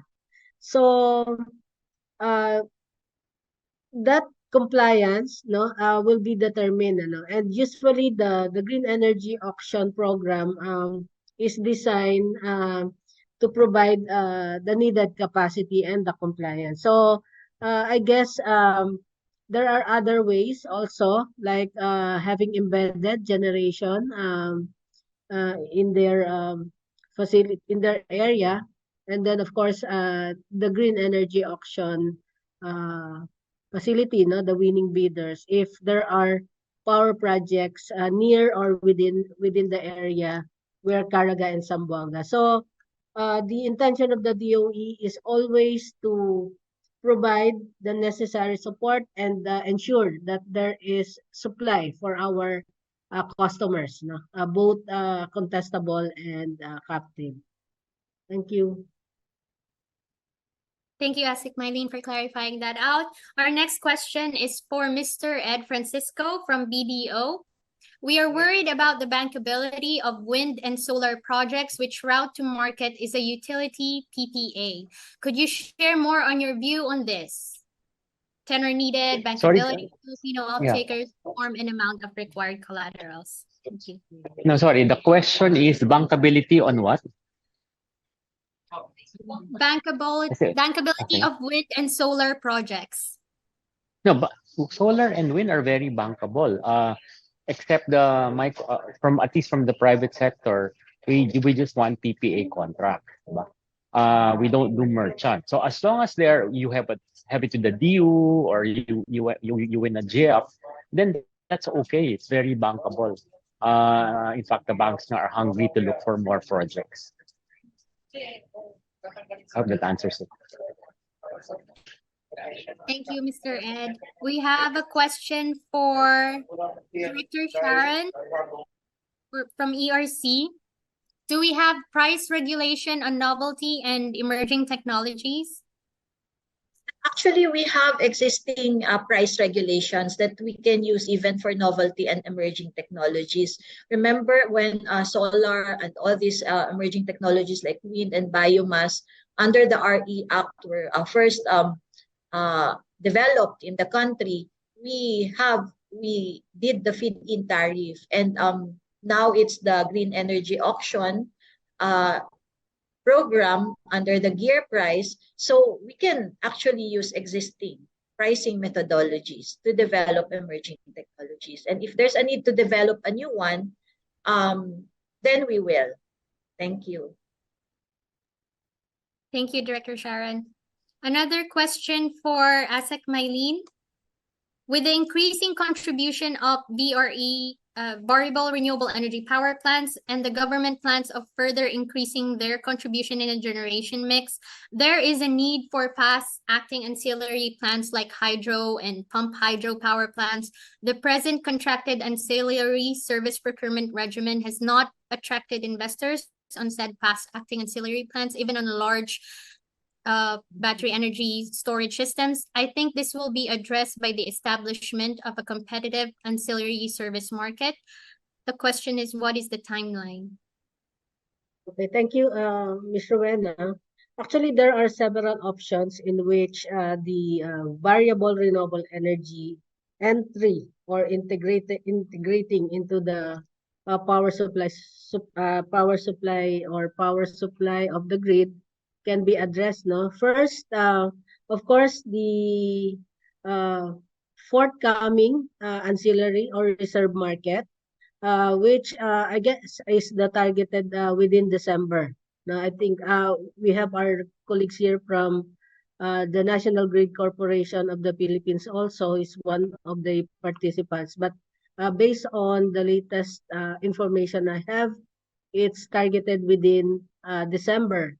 However, there are other mechanisms in which we can address the variability. Like, for example, in the green energy auction number 3, it is intended to call for capacities coming from hydro power, like impounding and pump storage hydro, and then the geothermal. So these are more um, firm or has higher capacity factor that can contribute. No? And then, of course, the Department of Energy issued the policy on the energy storage system. So in place na yan, we have battery energy storage system that are now currently operating and are planning to interconnect, no, or to be put up in the grid, no. So I guess that's all the policies are in place as far as addressing the variability. But for the main question on the ancillary service or the reserve market, the timeline as of now is, I guess, December of 2023. Yeah, thank you. Thank you, ASEC Mylene. Our next question is for ASEC Mylene and Sir Fernando Javier from NGCP. When will the updated GOMP, the Grid Operating Maintenance Program covering 2024 and to 2026 be released? Anak muna. Yeah, actually, the approval of the Grid Operating and Maintenance Program is done on a yearly basis. And the Department of Energy, through our Power Bureau, is set to come up with um, a discussion or an issuance for the discussion, no, or agreement with the National Grid Corporation of the Philippines as to the scheduling of the power plants, preventive maintenance, and other repair that is needed. No? Of course, this will have also to be consulted, no, the Energy Regulatory Commission. So, nakalinya na po yan from our Power Bureau. Thank you, ASEC. Sir Fernando, do you have anything to add on that? I think the answer of Ma'am Mylene is complete. It's okay. Thank you. Thank you. Another question for you, ASEC Mylene. So, number one, I'll start with the first one. Does DOE have procedures in place for, it says MMR, but is this MNR, micronuclear reactor? Modular nuclear reactor, I believe. Well, right now, nuclear for the power sector is being studied. So there is a unit in the DOE that is currently doing the infrastructure requirements prescribed by IEA, no, pertaining to the, not for the micronuclear reactors or the SMR. It's part of the study, and we know recently that Meralco is planning to engage, no, or to put up yung micronuclear.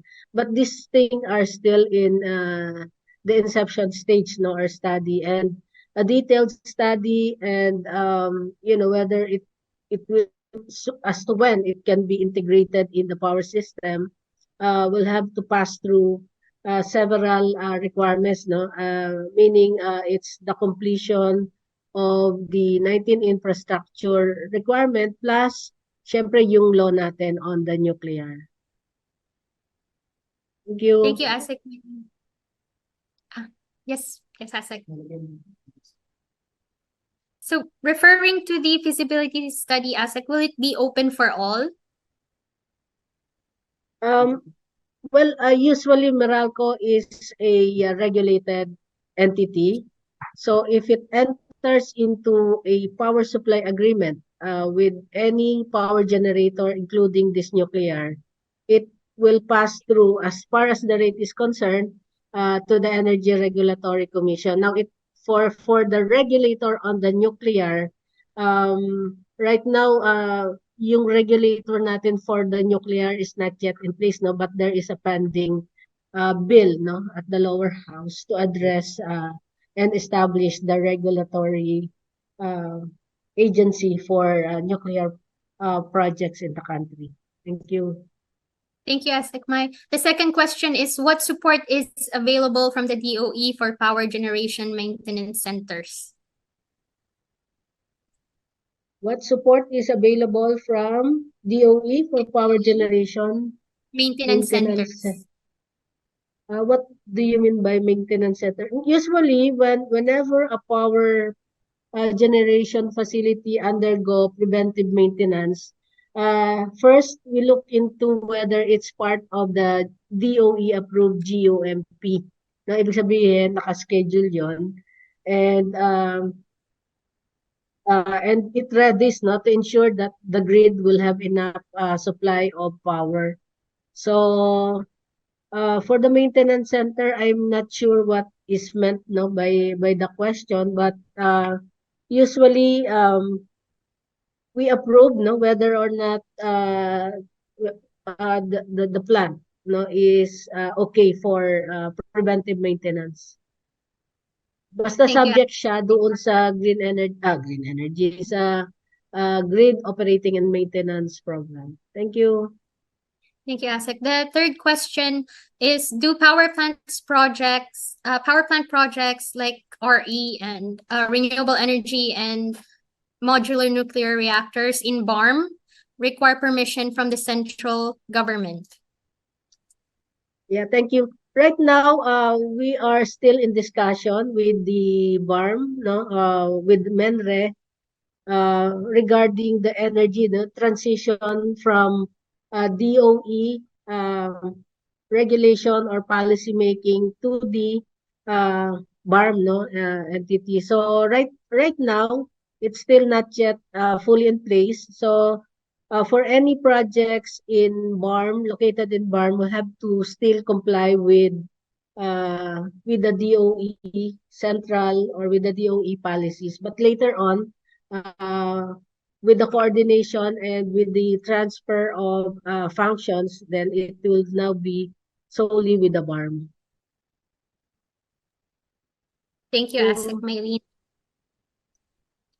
Okay. I hope that answers your question. Those are three questions. Our next question is for NGCP, Sir Fernando. What is the update on the CNP3 project?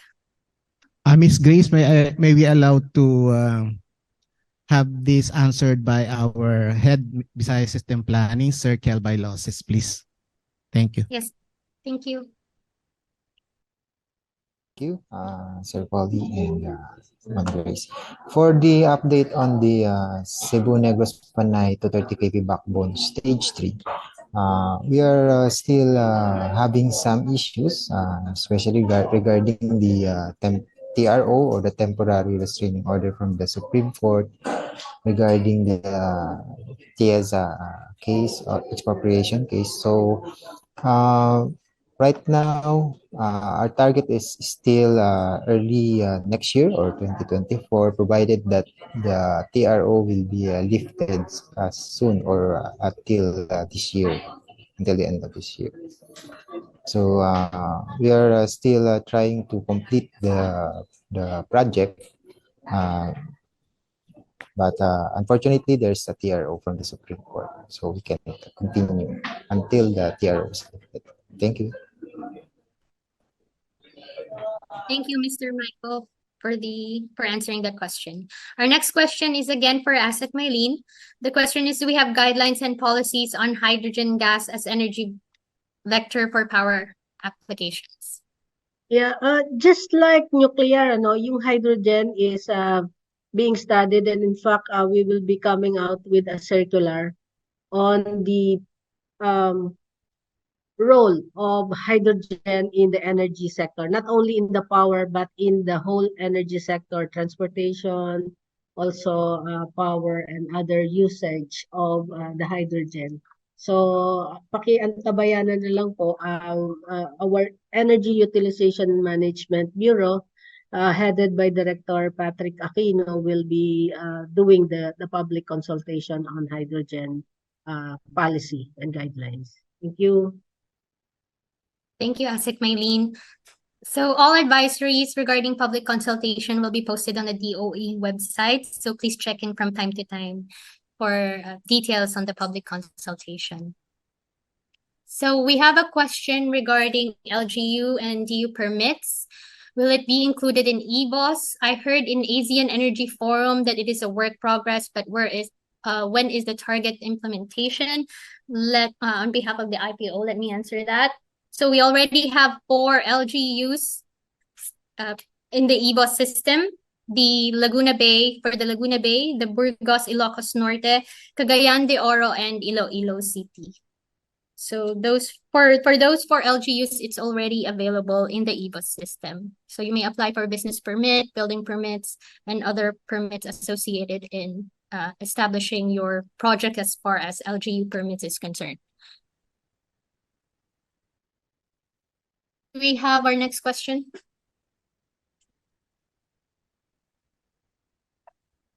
So the question is for NGCP again, Mr. Fernando Javier. When will the full capacity of the MBIP be available? Is the project affected by a pending legal case with TRO?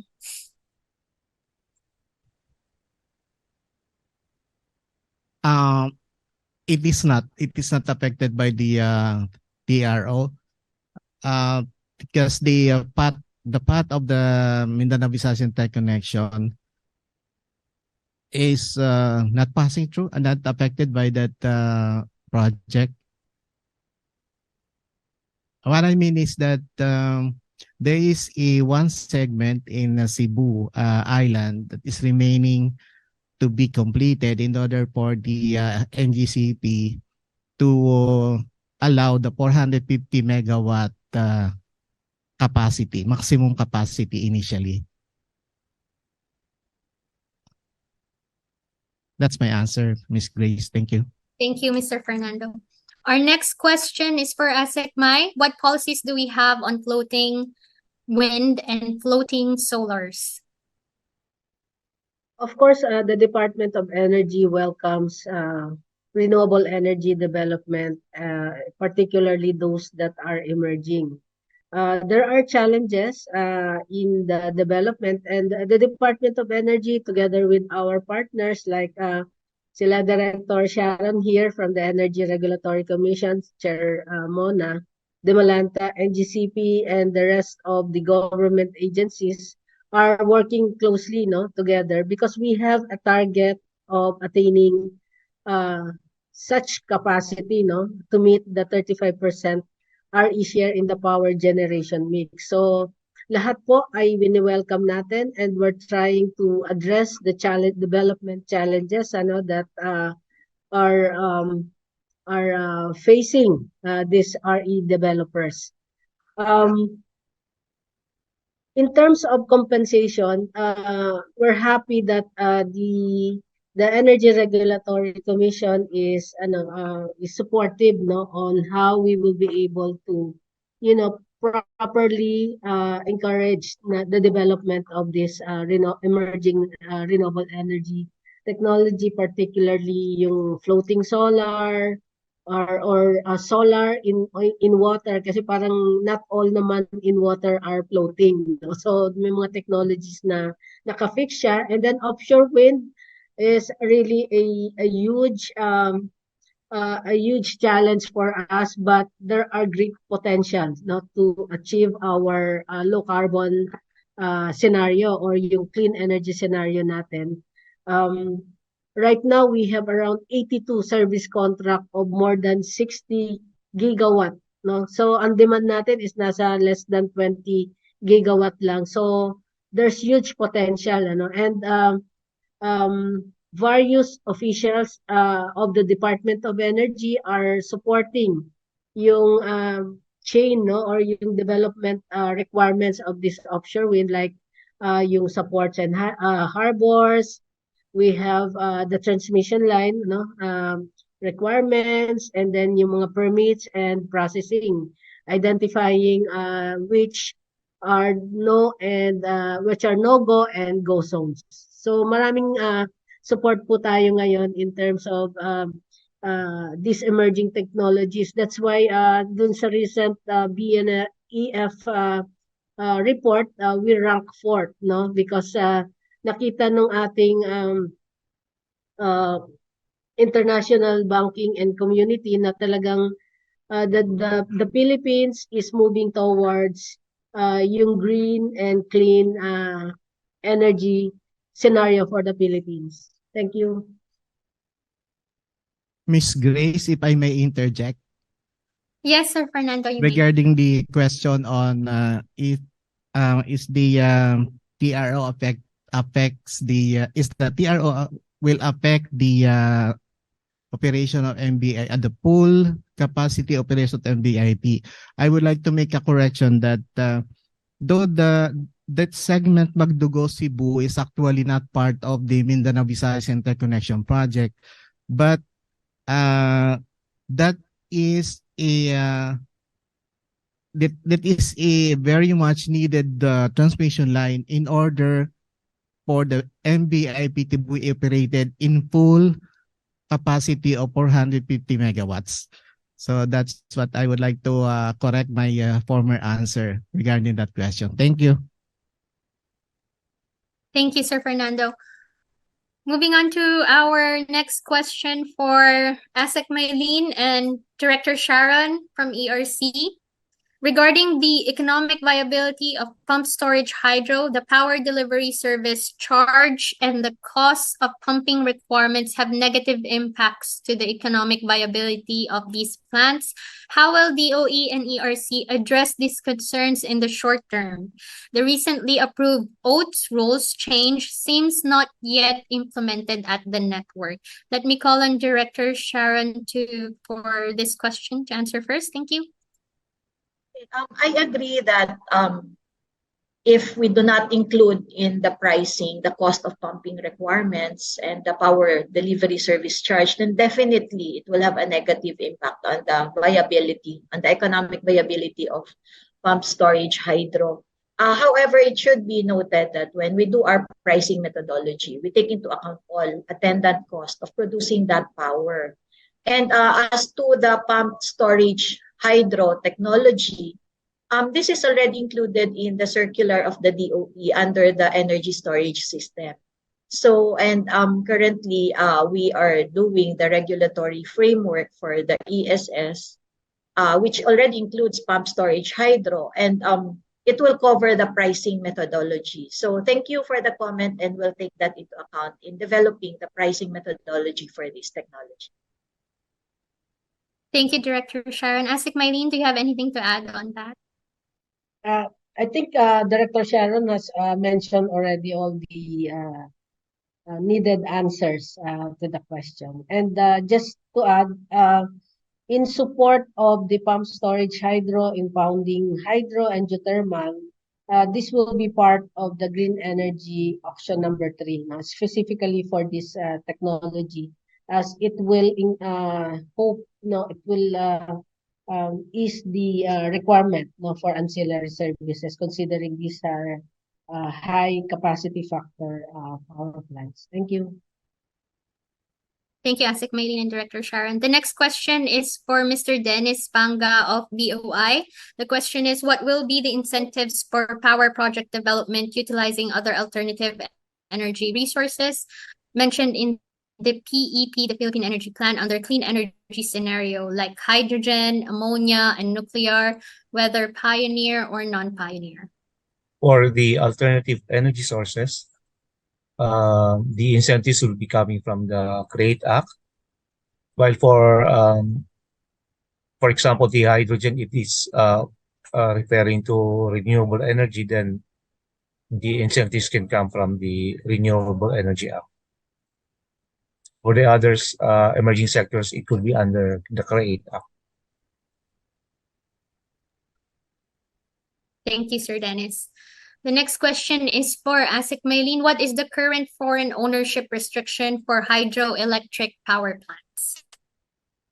Well, right now, it remains at 60-40, because of the water rights and the opinion of DOJ that it has to be with the still local partner. But we encourage the developers to be innovative, like partnering with a local company for purposes of joint venture or entering into an agreement to get the water permits and other licenses needing for hydro project. We're also looking at the possibility of having PNOC or the Transco as those agencies that can support in the securing permits for hydro projects. Thank you. Thank you, Sekmai. So we have a question from for BOI again for Mr. Dennis Panga. Can we have more clear guidelines on the application of incentives on projects in the pre-development stage? So this is specific for the pre-development stage. For the pre-development stage, they can usually it's limited to capital equipment incentives they need for the monitoring of the area. But for the operation of the power plant, then the full incentives can be availed under the CREATE. Thank you, Sir Dennis. The next question is for we've covered that already regarding the question regarding LGU and DU permits. The next question is for Asset Mylene and Director Dennis, how DOE and BOI can assist LGUs in implementing the local energy code. So, Asset Mai, would you like to start? Well, as far as the local code is concerned, no, the Department of Energy has entered into a joint memorandum with the DILG for the energy code, no, which means both are supportive of the energy projects in any of the local government unit. So, malaking tulong po siya sa atin to have this implemented. No? In fact, there are various energy projects that, including yung mga net metering natin, no? Yung mga rooftop installations that would push, no, for the installation of these renewable energy facilities. Thank you. Thank you, Asset Mylene. The next question is, it's covered already. Will geothermal for BOI? Do you have for BOI?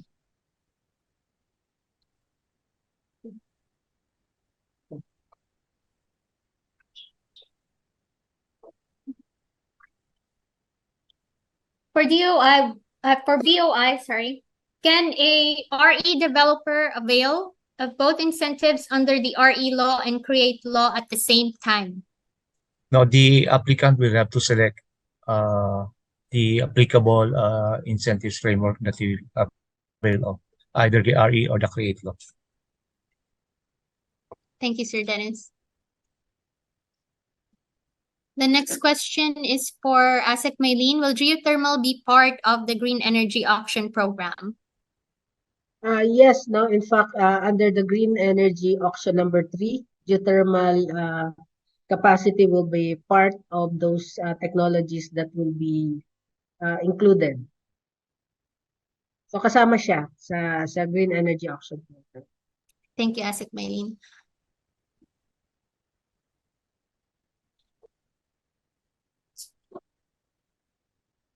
There's another question for Asset Mai. This is for you again. Is there an update on carbon credit program? What department or group in DOE is in charge of the carbon credits, specifically in relation to joint crediting mechanism of Japan? Yung sa carbon credit and the carbon pricing are currently being studied in partnership with DOF. No, there is an interagency that was created to look into the carbon pricing instrument.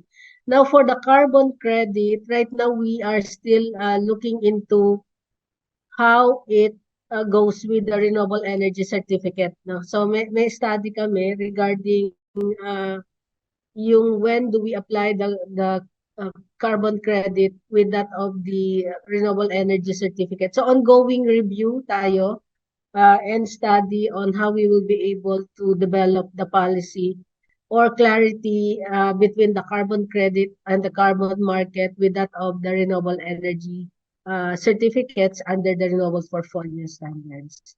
Yung sa JCM is parang it's governed by a different mechanism.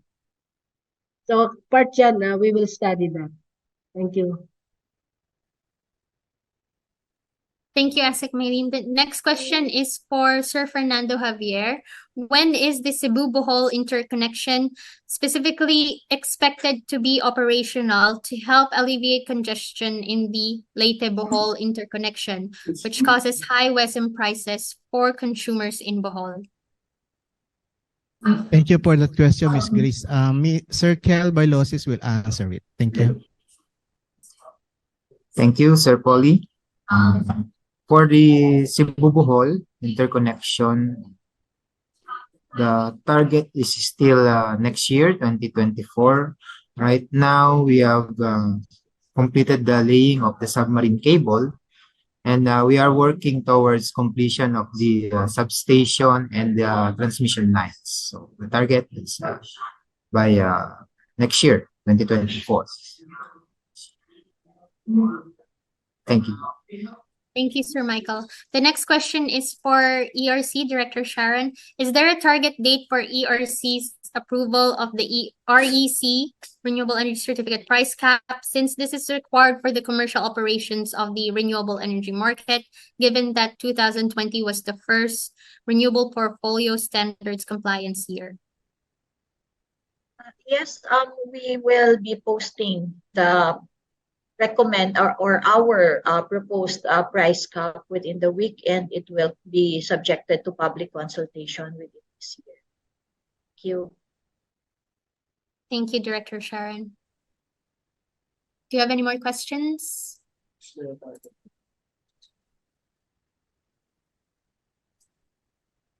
think that's it. The next question is for ASEC Mylene.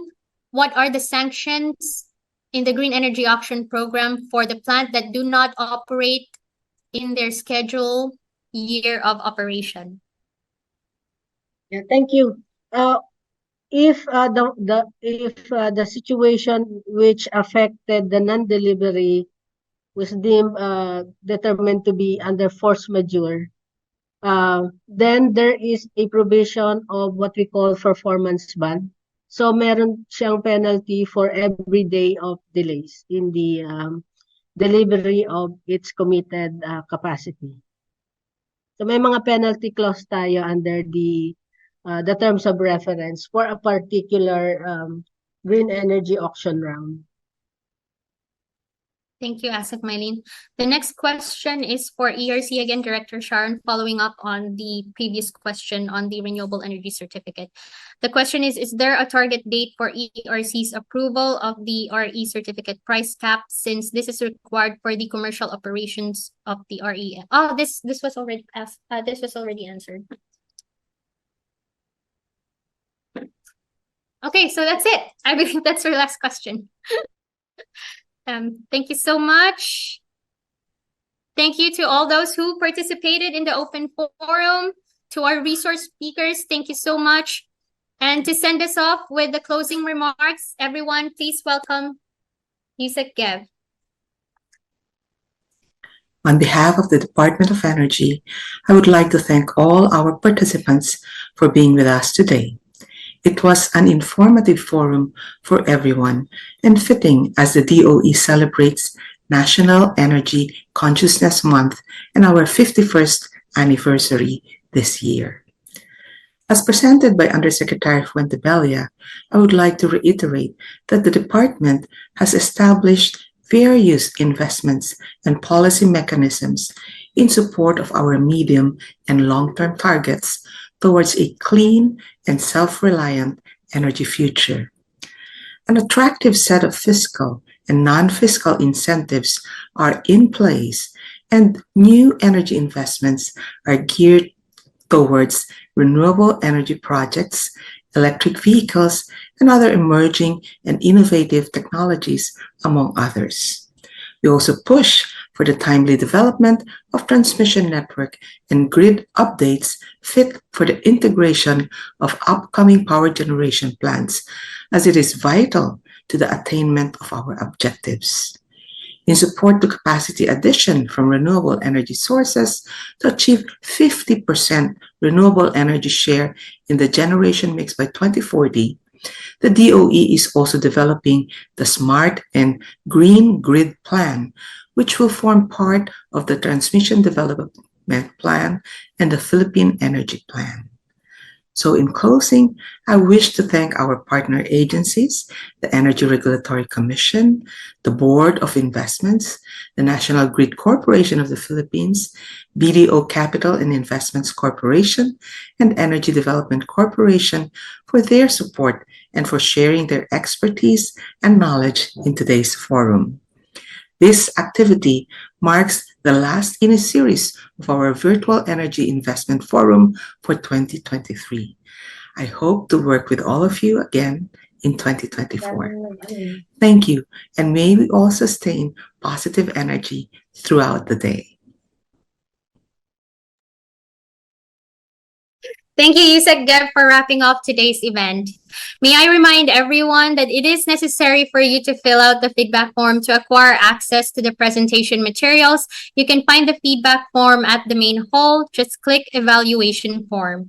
For the provision of certificate of appearance, kindly send us an email at doe_ipo@yahoo.com. Ladies and gentlemen, it is the end of this forum. I am certain that everyone is satisfied with the learnings gained from this event. But if you have further questions, you can send us an email at doe_ipo@yahoo.com. Also, the online platform is up until tomorrow. Please feel free to explore it. On behalf of the Department of Energy, we thank our esteemed speakers, guests, and staff who made this event possible. We look forward to seeing you all again next year. Happy holidays, everyone.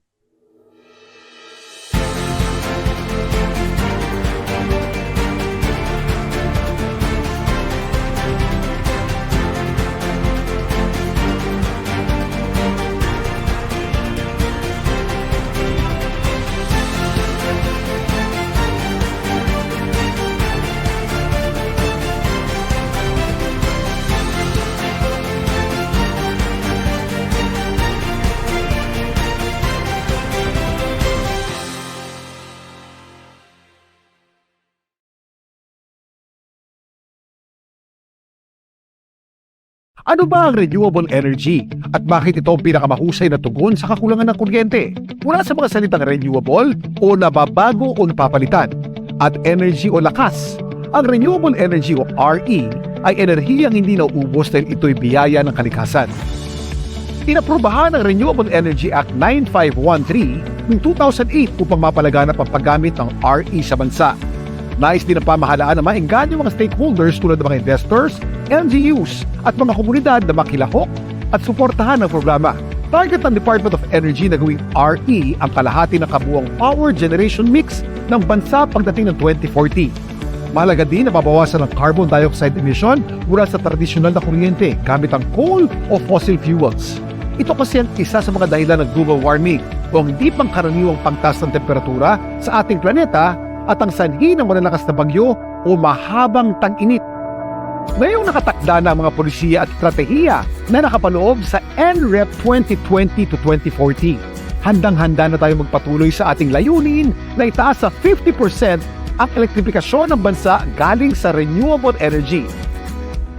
Asahan nyo na sa pakikipagtulungan ng lokal na pamahalaan, electric cooperatives, pribadong sektor, multilateral agencies tulad ng UNDP, GEF at mga ahensya sa energy industry, may susulong at makakamit natin ang pag-unlad ng sektor ng enerhiya sa pamamagitan ng RE.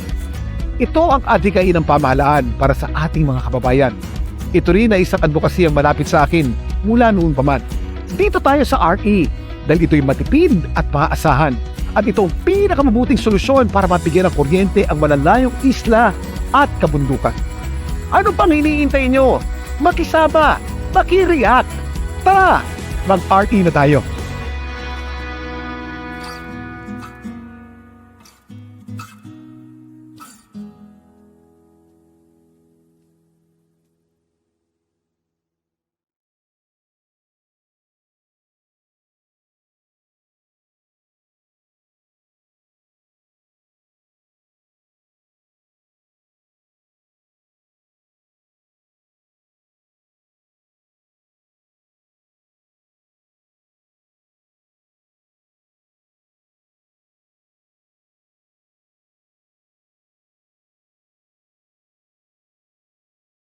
Saan ba maaring manggaling ang RE? Galing ang lakas na ito sa tinaguriang Big Show. B para sa biomass na mula sa agricultural waste. G para sa geothermal o init na galing sa ilalim ng lupa. S para sa solar o lakas ng haring araw. H para sa hydropower at ocean, ang enerhiya na galing sa mga ilog at karagatan. At W para sa wind o daloy o lakas ng mula sa hangin. Ayon sa Renewable Energy Management Bureau ng Department of Energy, sa ngayon, meron na tayo mga sumusunod na RE plant sites sa buong bansa. Dahil dito, tonelaladang carbon dioxide emission ang nabawas. Dagdag pa ang mga trabaho sa RE para sa ating mga kababayan. Kaya naman lalong nakikipagtulungan ng pamahalaan sa iba't ibang stakeholders. Mas maraming pabrika, paaralan, ospital at negosyo ang may tatayo, mas maraming trabaho ang manilikha na ikalalago na ekonomiya ng ating bansa. Ngayong nakatakda na ang mga polisiya at estratehiya na nakapaloob sa NREP 2020 to 2040, handang-handa na tayo magpatuloy sa ating layunin na itaas sa 50% ang elektrifikasyon ng bansa galing sa renewable energy. Asahan nyo na sa pakikipagtulungan ng lokal na pamahalaan, electric cooperatives, pribadong sektor, multilateral agencies tulad ng UNDP, GEF at mga ahensya sa energy industry, may susulong at makakamit natin ang pag-unlad ng sektor ng enerhiya sa pamamagitan ng RE. Ito ang adhikain ng pamahalaan para sa ating mga kababayan. Ito rin ay isang advokasya ang malapit sa akin mula noon pa man. Dito tayo sa RE dahil ito'y matipid at maaasahan at ito ang pinakamabuting solusyon para mapigyan ng kuryente ang malalayong isla at kabundukan. Ano pang hinihintay nyo? Makisama! Makireact! Tara! Mag-RE na tayo!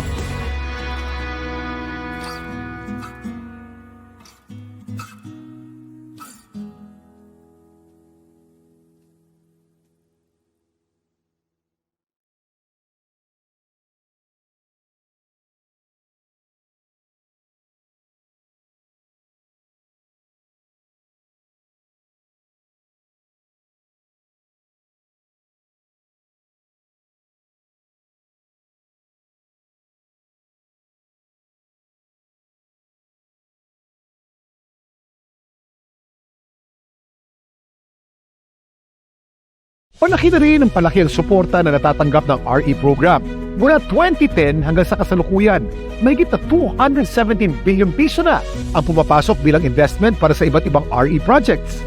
Ang RE ang nakikita bilang isa sa mga solusyon upang mapailaw ang mga off-grid areas sa malalayong isla at kabundukan at sa productive use of RE o PURE.